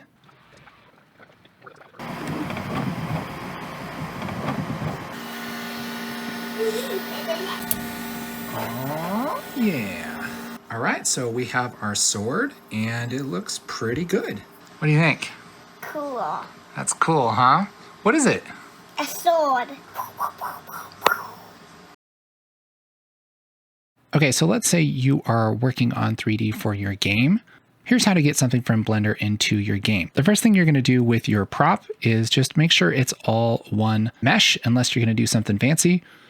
We're going to keep things really simple. I'm just going to select all of these and just hit Control J for join. Go up here and rename this. We'll just call this comp. Okay. Now we'll select this, go to File, and export. And you can export a bunch of different things. What I would recommend is a GLTF, also known as a .glb file. If you click on that, that'll give you some options. What I really like about this file is that it tends to connect with the texture. It kind of includes everything you need, and it's just tends to work more often. And so we'll call this computer.glb. I'm just going to uncheck animation because we don't need animation, and everything else should be good. So I'll just say export GLTF 2.0. And then in something like Godot, it's pretty crazy. All you have to do is grab that GLB file and just drag it into your file system in Godot. And then you can just drag this into your 3D viewport, and look at that. There it is with all the textures working and everything. It looks beautiful. And it's as simple as that. So now you can get crazy and make assets for your games in Blender.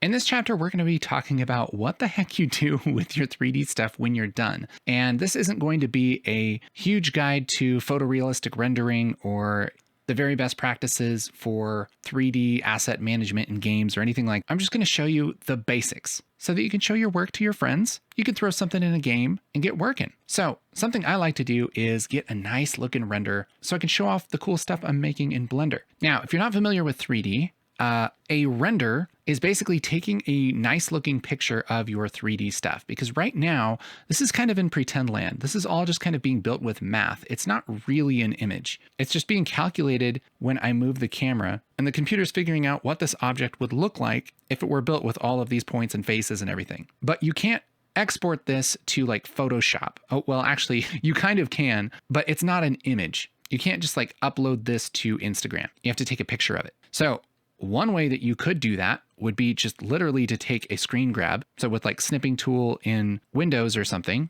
you could actually take a screenshot, but you know, it looks just like this. It doesn't look that nice. What we want is a render calculates lighting and reflections and all kinds of cool stuff. And so right now we're in material preview, which just kind of gives us some basic lighting to figure out what our stuff would look like on average. But if we switch over here to this fourth little tab, we can enter render preview, which is more accurate to what this will look like if we actually render this out. Now, this looks really sucky. The reason for that is because we don't have any lights set up. In fact, if I go up here to this little drop down, I can turn off scene lights and scene world, and that kind of gives us something that looks a lot like our material preview. It's kind of just the default world and everything. And so we could just have that. And now if we go up to render image, nothing happens. The reason is because there's no camera. So what we got to do is we got to make a camera so that we can actually figure out what we want the image to look like. Just like in real life, when you point a camera at something you want to take a picture of,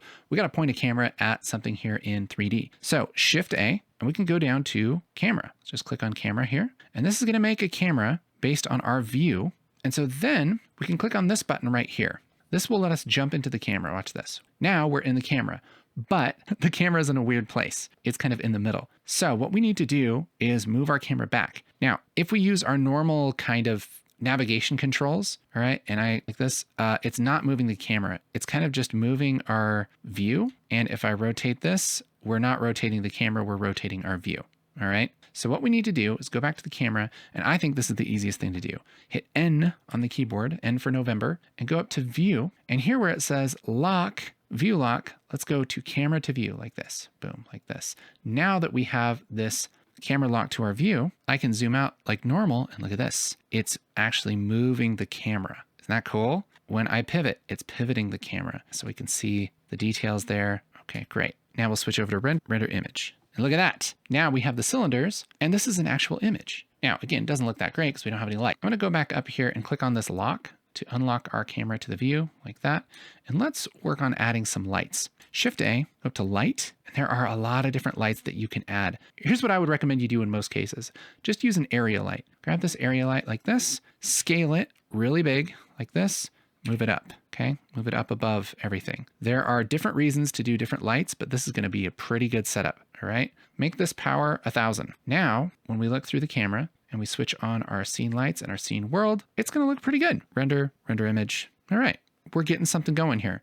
This looks shiny. When we turn off the scene world, it just doesn't look that great. So what we can do is go up to this world properties here. And here where it says color, I'm gonna grab this color. We're just gonna go to environment texture like this. Boop. Now, this is going to want what we call an HDRI. An HDRI is just a spherical image of an environment that's made for exactly this, for looking good in reflections. If you go to a website called Polyhaven, they have a ton of these things. Let's go to HDRIs, browse HDRIs, and I like the Studio HDRIs. I think these are really nice. And sure, let's just grab Studio Small 09, HDR, 2K is fine. We'll download that. In fact, I'll just put this in our textures folder here. Boop, great. And now let's open this environment texture Studio Small 09, open image. There we go. Make sure we're using scene lights and scene world. Here we go. And now it makes this image the world. So these are going to be kind of floating in the world. Let's grab this light and let's just rotate it and put it kind of behind these cylinders a little bit. Something like that. Let's look through our camera and kind of move this around as we look through the camera. Yeah, something like that. Render. Yeah, we're getting there. That's looking nice. All our render settings are this second tab here that looks like a camera. And the render engine we're using right now is E. So this is the one that's kind of sort of like a game engine renderer. There's also Workbench and Cycles. Basically never use Workbench, but Cycles is what you want if you want to make a really, really beautiful like cinematic render or something. Let's stay with Eevee and just click on ray tracing. Turn this down. And now when we render this, we get a little bit nicer render. And at this point, we'll have to kind of adjust our lights. So let's just maybe take a little bit away from our light. I wonder what happens if we just turn off our light. Yeah, let's maybe make it like 300. Let's also Shift A, add a plane, just a white mesh here. And we'll just put these kind of on the ground so we can have a shadow. G, Shift Z. I'll just scale this up a lot. There we go. Make sure these are right on the ground. G is good. G, Z. Can clip them through just a touch. That's all right. Nobody's going to know. It'll be our secret. All right. Let's go to the world thing and take the strength down to like 0.5. There we go. I think that's looking a little nicer. 0.3, somewhere in there. That's going to make our render just a little bit nicer. We have some nice contrast there. We can kind of rotate our light, do something like that. Yeah, that's looking a lot nicer, a lot better. And you kind of just have to play around with this a lot. Shift D to duplicate this light, rotate it on Z. Let's just add one kind of to the side here. Yeah, add a little bit of shine on this. Can lock our camera again and just see if we can get a nice angle on this. I think that looks pretty nice. And we can render it, and we have these beautiful shiny cylinders. And then you can go to image, save as, save it as a PNG or whatever you want. Screen cans, save. Yes, very good. This is jacked up. Okay, let's do one more render. There we go. So this is an Eevee render, screen cans, and we'll call this screen cans dash Eevee. Now look what happens when we switch to cycles. So I'll go over here, and for render engines, let's pick, and I'll switch to GPU because I have a pretty good GPU. All I did was switch to cycles. I didn't do anything else. Render image. And this takes a much longer time. Eevee is almost instant, where cycles can often take a couple minutes to build your render, but it looks much, much more realistic, much better. It's a lot easier to make it look good with cycles, but you pay for it with render times. Now, the default in cycles is probably way too high quality. See, it's looking for 4,000 samples, and we're only at 200 samples here, and it already looks good. So we can probably just go over here to sampling, max samples, right here under render max samples. Make this like 128, like really, really small. Render image. There's all kinds of fancy things that you can do with cycles to make it render faster, to make it better quality, and all of this stuff. But this is the short of the long. Make the samples less and keep denoise on, and it will do a pretty good job. And once it's done sampling it, it'll denoise it, and it'll look even better. There we go. So there's our render of our canisters, and it just looks awesome. It looks so good. We have those nice soft shadows that we get from cycles. We have these nice reflections. Looks beautiful. So yeah, cycles is a much nicer renderer, but you really only want to use it if you want to just show off the fanciness. If you just want a quick image, you can get a pretty nice looking thing with Eevee, but it's less accurate, but it's pretty much instant. But that's some basic rendering in Blender.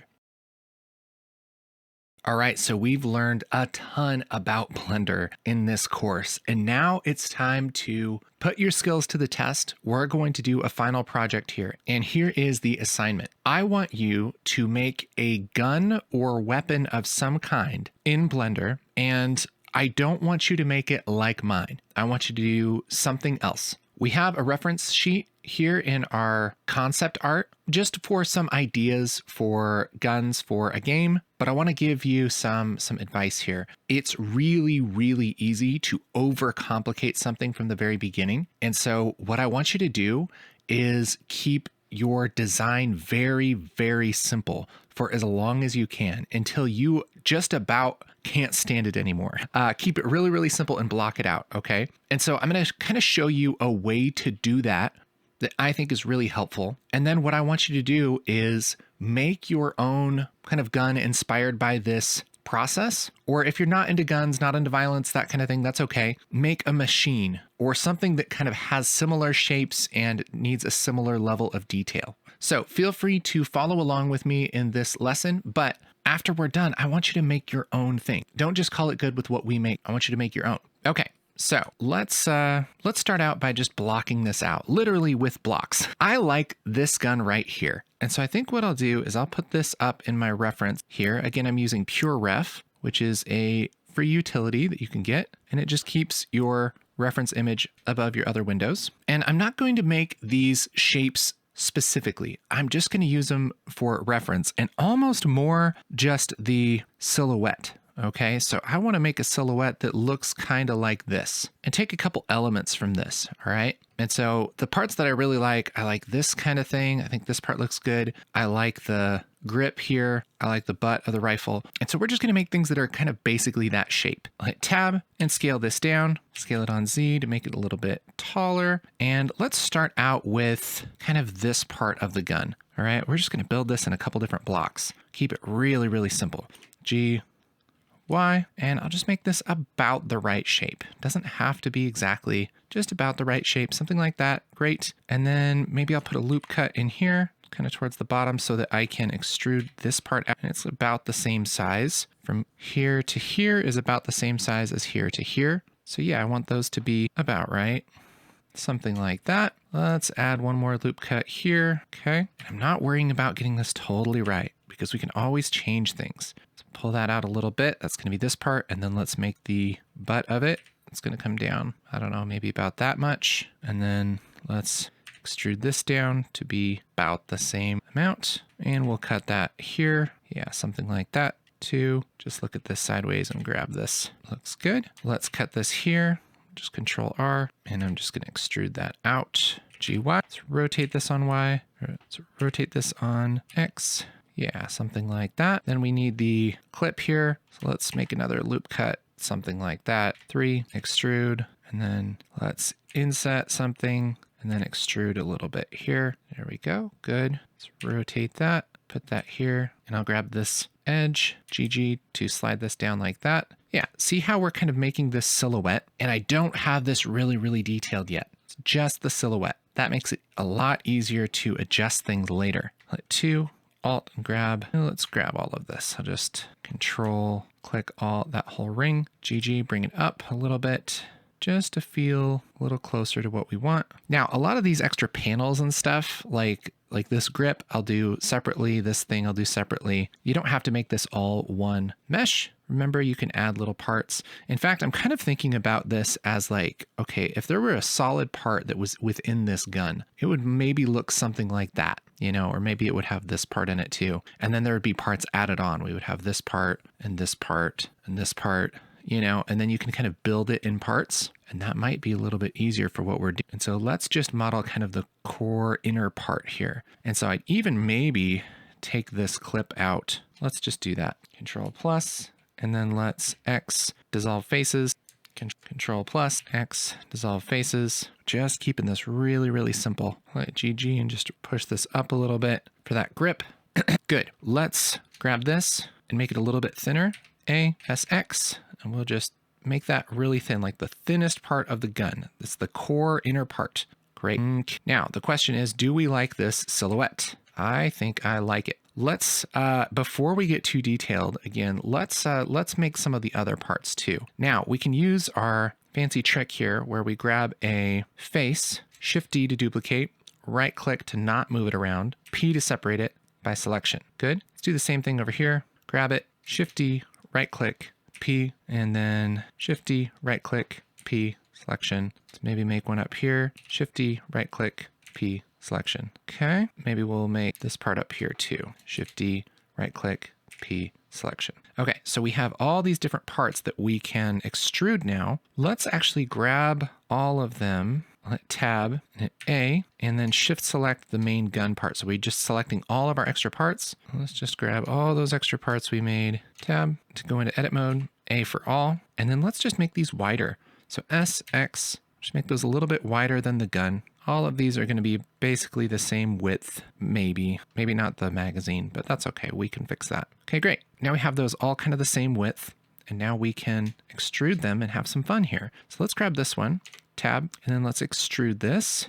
I'll just say E for extrude, and we'll bring this down to kind of where it's supposed to be. Good. Let's GY, bring that out a little bit. Maybe do an inset, and then drag that out like this. Extrude. There we go. Yes. Good. Let's bring it up a little bit.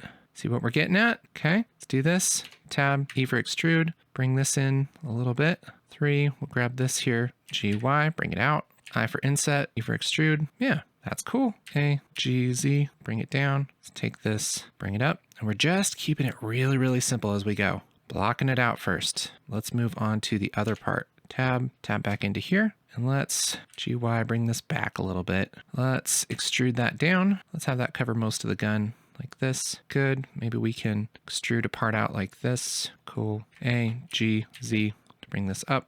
Cool. Now we can kind of adjust the silhouette of this thing, which I'm not going to make as complicated as that. That's cool, but we just don't need to. Let's hit 2 to grab this edge. GZ, bring it up like that. And let's hold Alt and grab that GG. Move this back over here, something like that. Maybe we'll add one more loop cut. Here we go.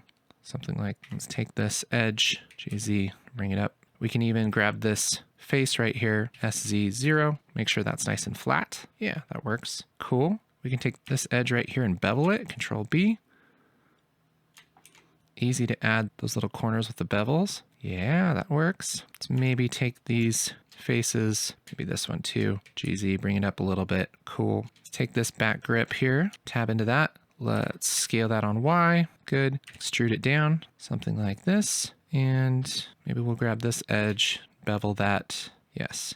A, G, Z, bring it up. Good. Can add a cup there, right? It's kind of fun. We'll add a bevel here too. Depends on, these little pieces. It's pretty safe to bevel them because they're just not going to get that complicated. So that's like about as complicated as they'll get. Then we have the magazine, which we're going to actually scale. So tab here, and let's just scale this down and scale it on Y, something like that. Okay, let's extrude that down, and then let's make that little lip.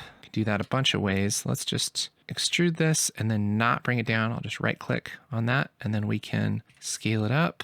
No, let's not do it that way. Let's do this like this, and then we'll grab this ring, Alt E, extrude faces along normals. There we go.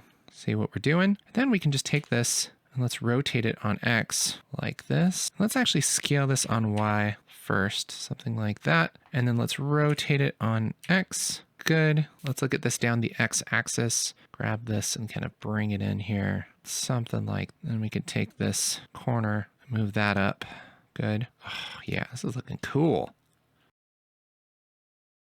Let's work on the trigger part. That's going to be a little bit tricky. It has the potential to be tricky anyway. Let's just go back into this. I think what I'm going to do is bring this part down. GZ. We're going to practice one more little thing here to cut out a hole here. Now, there are a lot of ways to do this, but let's just use the tools that we already know. So I'll hit Control R to add a loop cut. Let's add 2 of those. Click that, right click, SZ, and we're going to make the hole big enough for the finger kind of thing here. Maybe something like that. Same thing here. And let's add loop cuts here and here. Okay. And now we're going to do something crazy. We're just going to select this face and the other side of it, hit X, and then delete faces. That's just going to get rid of this and make a hole. Then we can go to 2 and grab these edges that are across from each other and hit F for fill. Okay. Same thing here. F for fill. These faces. Let's select all 4 of these edges. F for fill.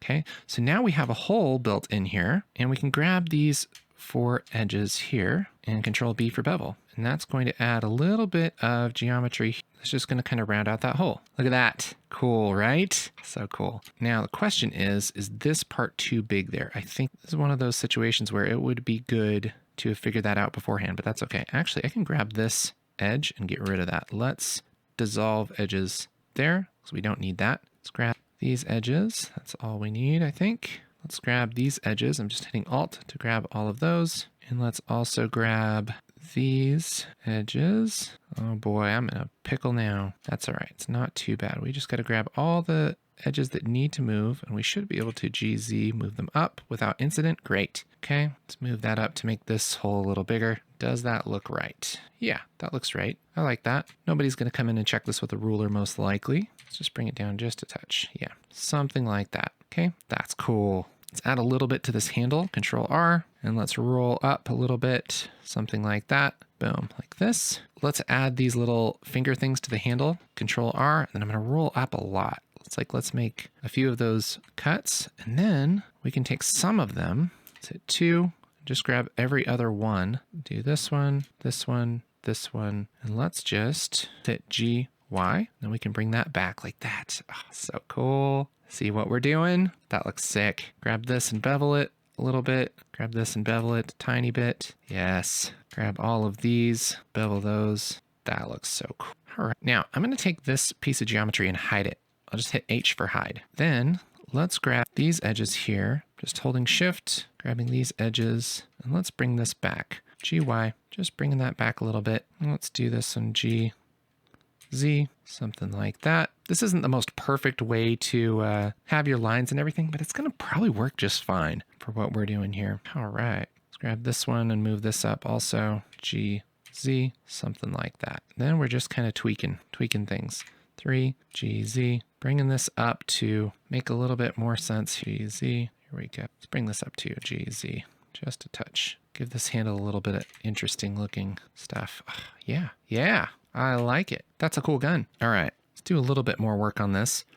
I'm gonna hit Alt and grab this ring, Alt E, extrude along normals and make this smaller. That's gonna help things look cool. Let's grab this part, extrude that out. 3, select that ring, Alt E, extrude along normals. There we go. Bring that out a little bit. Then we can take this little edge and just bring that out a little bit. Yeah, it's looking cool. Alt H to unhide everything. And let's just keep working on kind of the main silhouette of this thing here. So Control B, let's make this a little bit more reasonable here. Let's grab this and bring it up. I'm halfway looking at this and halfway just kind of making stuff up as we go here. B, cool. We could add those little ridges if we want to. Might do that as a separate thing, might be easier. Cool. This part, let's add the little sight. Just make a loop cut here, extrude this up, move that over like that. Let's do another loop cut here, extrude up, GY, there we go. See what we're doing? That's cool. I kind of like this taper thing that's happening there too. So let's hit GY, kind of bring that back a little bit. GY, yeah, cool. So maybe take this and move that in, GY, yeah, cool. Same thing here. I don't know if we need to do much there other than I don't like how this is so Control plus, GY, oops, GZ, move that a little bit closer. Let's actually scale this on Z also, get a little bit bigger. Take this, let's kind of line it up with that, with this top one, GY, line it up with the top. Doesn't have to be perfect. Great, cool. Now I think this little thing is down too much. Let's just bring it up a little bit. Good. We have this extra geometry now from our loop cut, which we can take advantage of. GY, let's bring that back a little bit like this. Bevel this right here. Bevel this a little bit. Good. Take this, GY, just bring it back. Yes. It's looking cool. Yeah. Okay, this whole interior, let's make this just a little bit thinner still. Tab SX, just thin it out a little bit. Yeah, I want that just a little bit bigger of a difference. I think something like that looks pretty good. Maybe that's a little much, just a touch. Okay. Now that we have this really blocked out and the silhouette looking good on down the x-axis, we can kind of think about how we want to change it on this axis, all right? So what's the differences in width on all of these pieces? So let's start with the big obvious ones. Here, let's go to this one, and I think we want that sight to be much thinner. So let's grab these faces, SX, and we'll just bring that in like that. That's easy. And let's just grab these top faces and do that, SX. Yeah, let's grab this one too. 6. Yeah, that looks right. That's cool. Okay, this edge right here, we want to bevel that. So let's grab both of these sides and hit Control B, bevel that. That looks cool. I wonder if we could even, let's select all these edges that we want to bevel, probably maybe all around this side. Control B. Yeah, that's cool. Let's grab this edge right here and this edge right here, bevel that a little bit, just a little. Yeah, look how much cooler that looks. Oh, it's like instantly better. Then we can kind of just fix any little weird problems that happen. So for instance, I feel like these two vertices look strange. So we can just bring those down like that. Maybe we could let's take this X, bring this in a little more even. Yeah, that looks cool. That looks cool. I like it. Again, this doesn't need to be totally accurate. You know, it doesn't need to be exactly how guns look. It just needs to look cool. And this is definitely looking cool. So at this point, I mean, we're kind of home free. You can kind of just go through and bevel these shapes wherever you want and just make this look cooler and cooler. I'm just kind of going through and adding bevels wherever needed. We can go to Select, Sharp Edges. That's going to select all the sharp edges here and not these interior edges like this. Control B. And I can bevel that a little bit.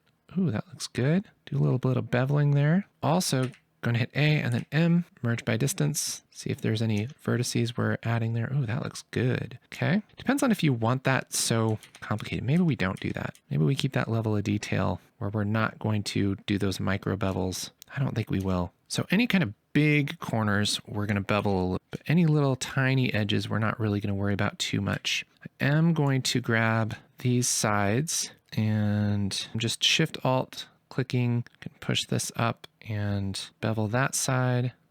We definitely want this part to be beveled a little bit, but instead of doing bevels, I think I'll just Control click right there and extrude this out and then S like that. Kind of making our own big chamfer like that. And then I think what we can do is dissolve this edge maybe these edges. Might be easier just to rebuild this real quick. Let's grab all of these X, delete faces. There we go. 2, fill that hole, and then let's grab all of these, fill that hole. There we go. Sometimes it's just easier to rebuild it, you know? Cool. I'll just Control click these and let's just grab these faces here, extrude that, good. And then grab this, maybe make that not so sharp. Let's look at this on X and just round that off. Same thing here, kind of round that off. There we go. So now we have this cool looking grip.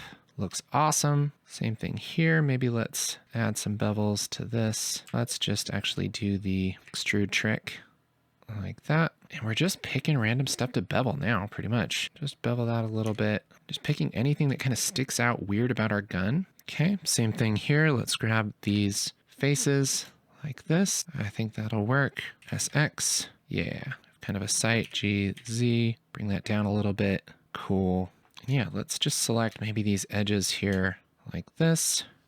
Let's select both of these faces, then I'll hit 2 and then just shift select these interior edges. So I'm just selecting that ring around each of those. Control B, just bevel that enough. Yes, that looks cool. There's a little bit of weirdness with this face here. We can fix that with a knife. Hit 1, grab our knife tool, enter, and we'll just fix this face that's gonna look strange. In fact, we could probably even just get rid of these edges. X, dissolve edges. That's just one face. Yep, need to make it more complicated than it needs to be. Let's grab this, GY, bring that back a little, maybe. Nah, but yeah, we're getting a cool gun here. Isn't that awesome? So yeah, I could just work on this for days and days, but let's stop there, all right? Let's stop there. Well, let's just kind of clean this up a little bit.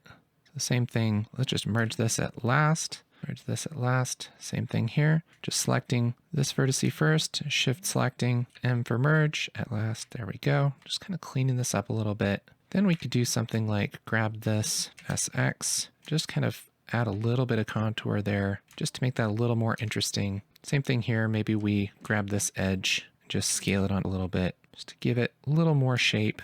It's not going to increase our poly count or anything. It's just going to give this a little more shape. Yeah, I like that. So yeah, we have this sweet 3D gun and we're just kind of making it up as we go along. Like I said, there isn't really a wrong way to do this. It just kind of depends on what you like, what you want to do. I keep finding stuff I want to tweak. Make sure we hit Alt, merge by distance. Yeah, that's 2 vertices that I saved there. Yeah, that's cool. So now we have our sweet gun, and I'm going to stop working on it even though I want to keep working on it. And I recommend that you find that. Give yourself a time limit on these things. I promise. It's really important.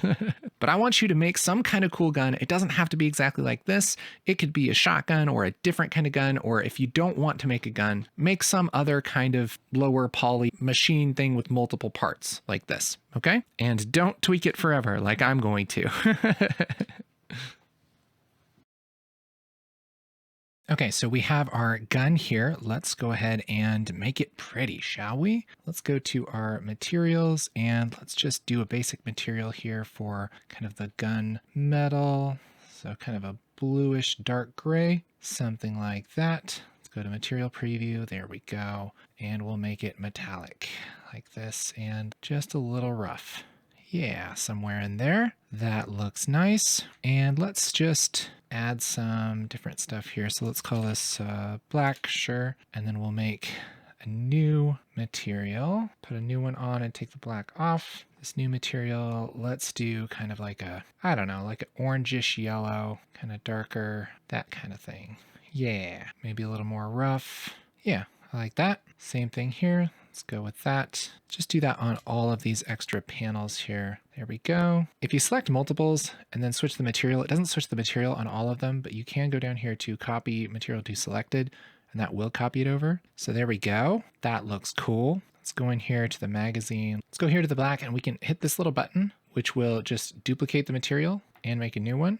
So we'll call this magazine, and then we'll just make this a little bit brighter, something like that, just to give it a little bit of variation. There we go. So we have kind of the gray. Let's just call this gray. Okay. So now we have kind of the dark, the black, the gray, and the yellow. And to make things look cool, you can kind of just stick to 3 colors, and that really just helps a lot. We can do something like that. Let's select this and go into edit mode, get to face mode and hit Alt. I can grab this. And let's go into X-ray mode. We'll just grab all of these here.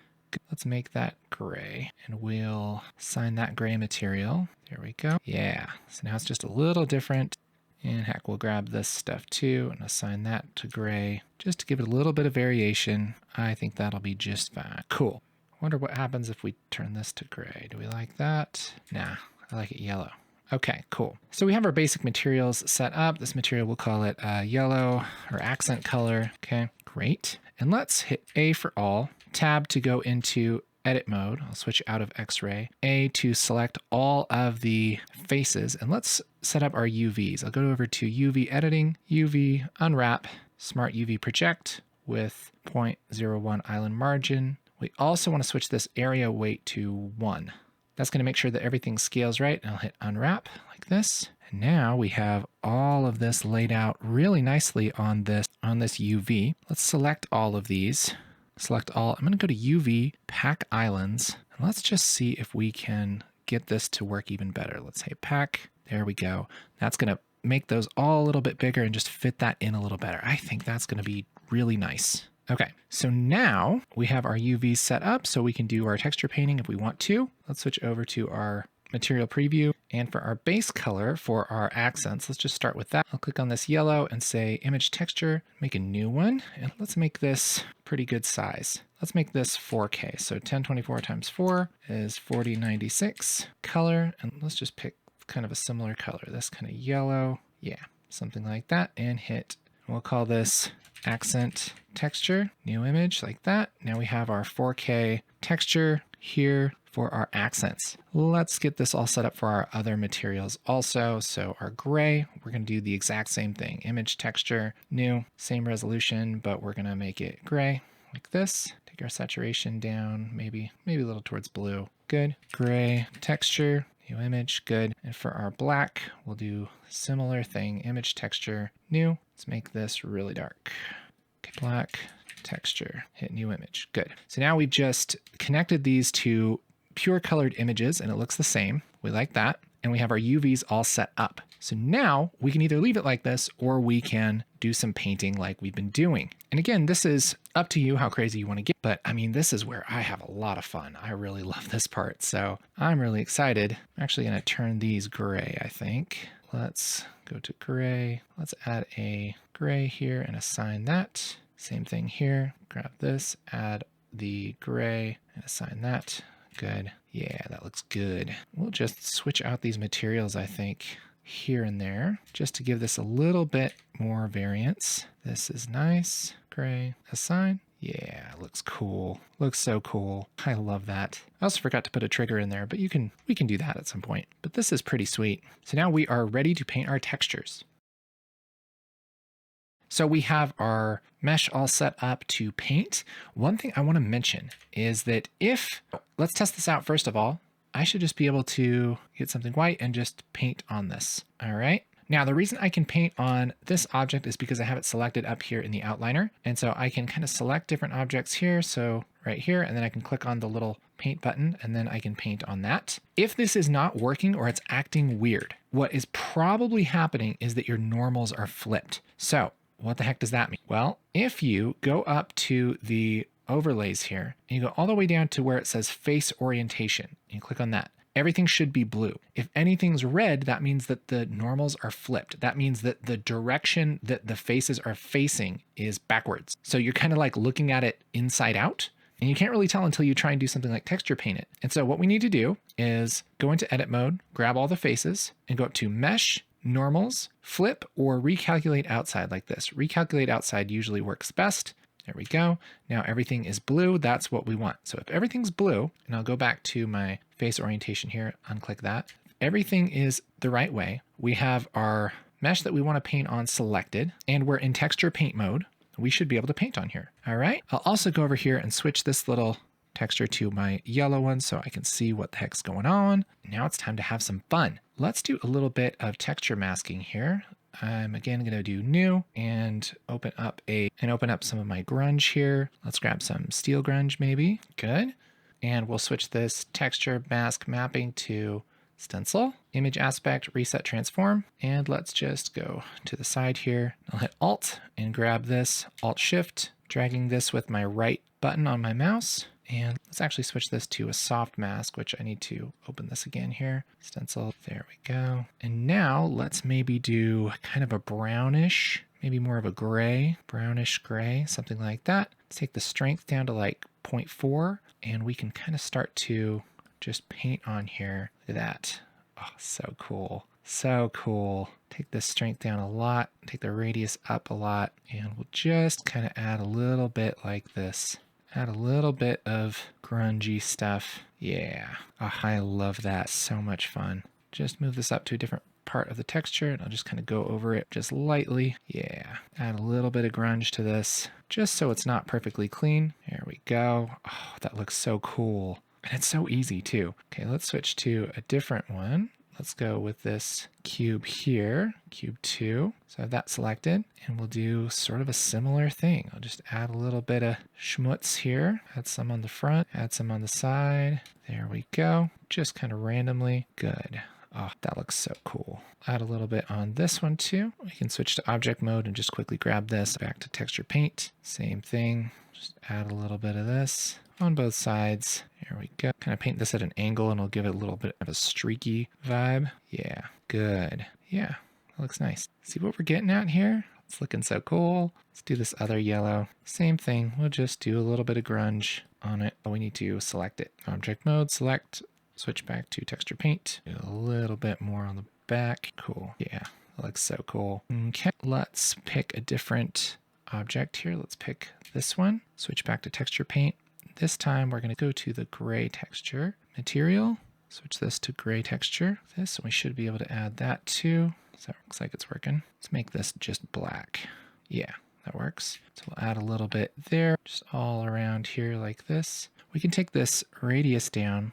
Let's do like 45, and then we can add it really strong right here and just add a little bit of shading, kind of dirt sort of stuff here. See what we're doing?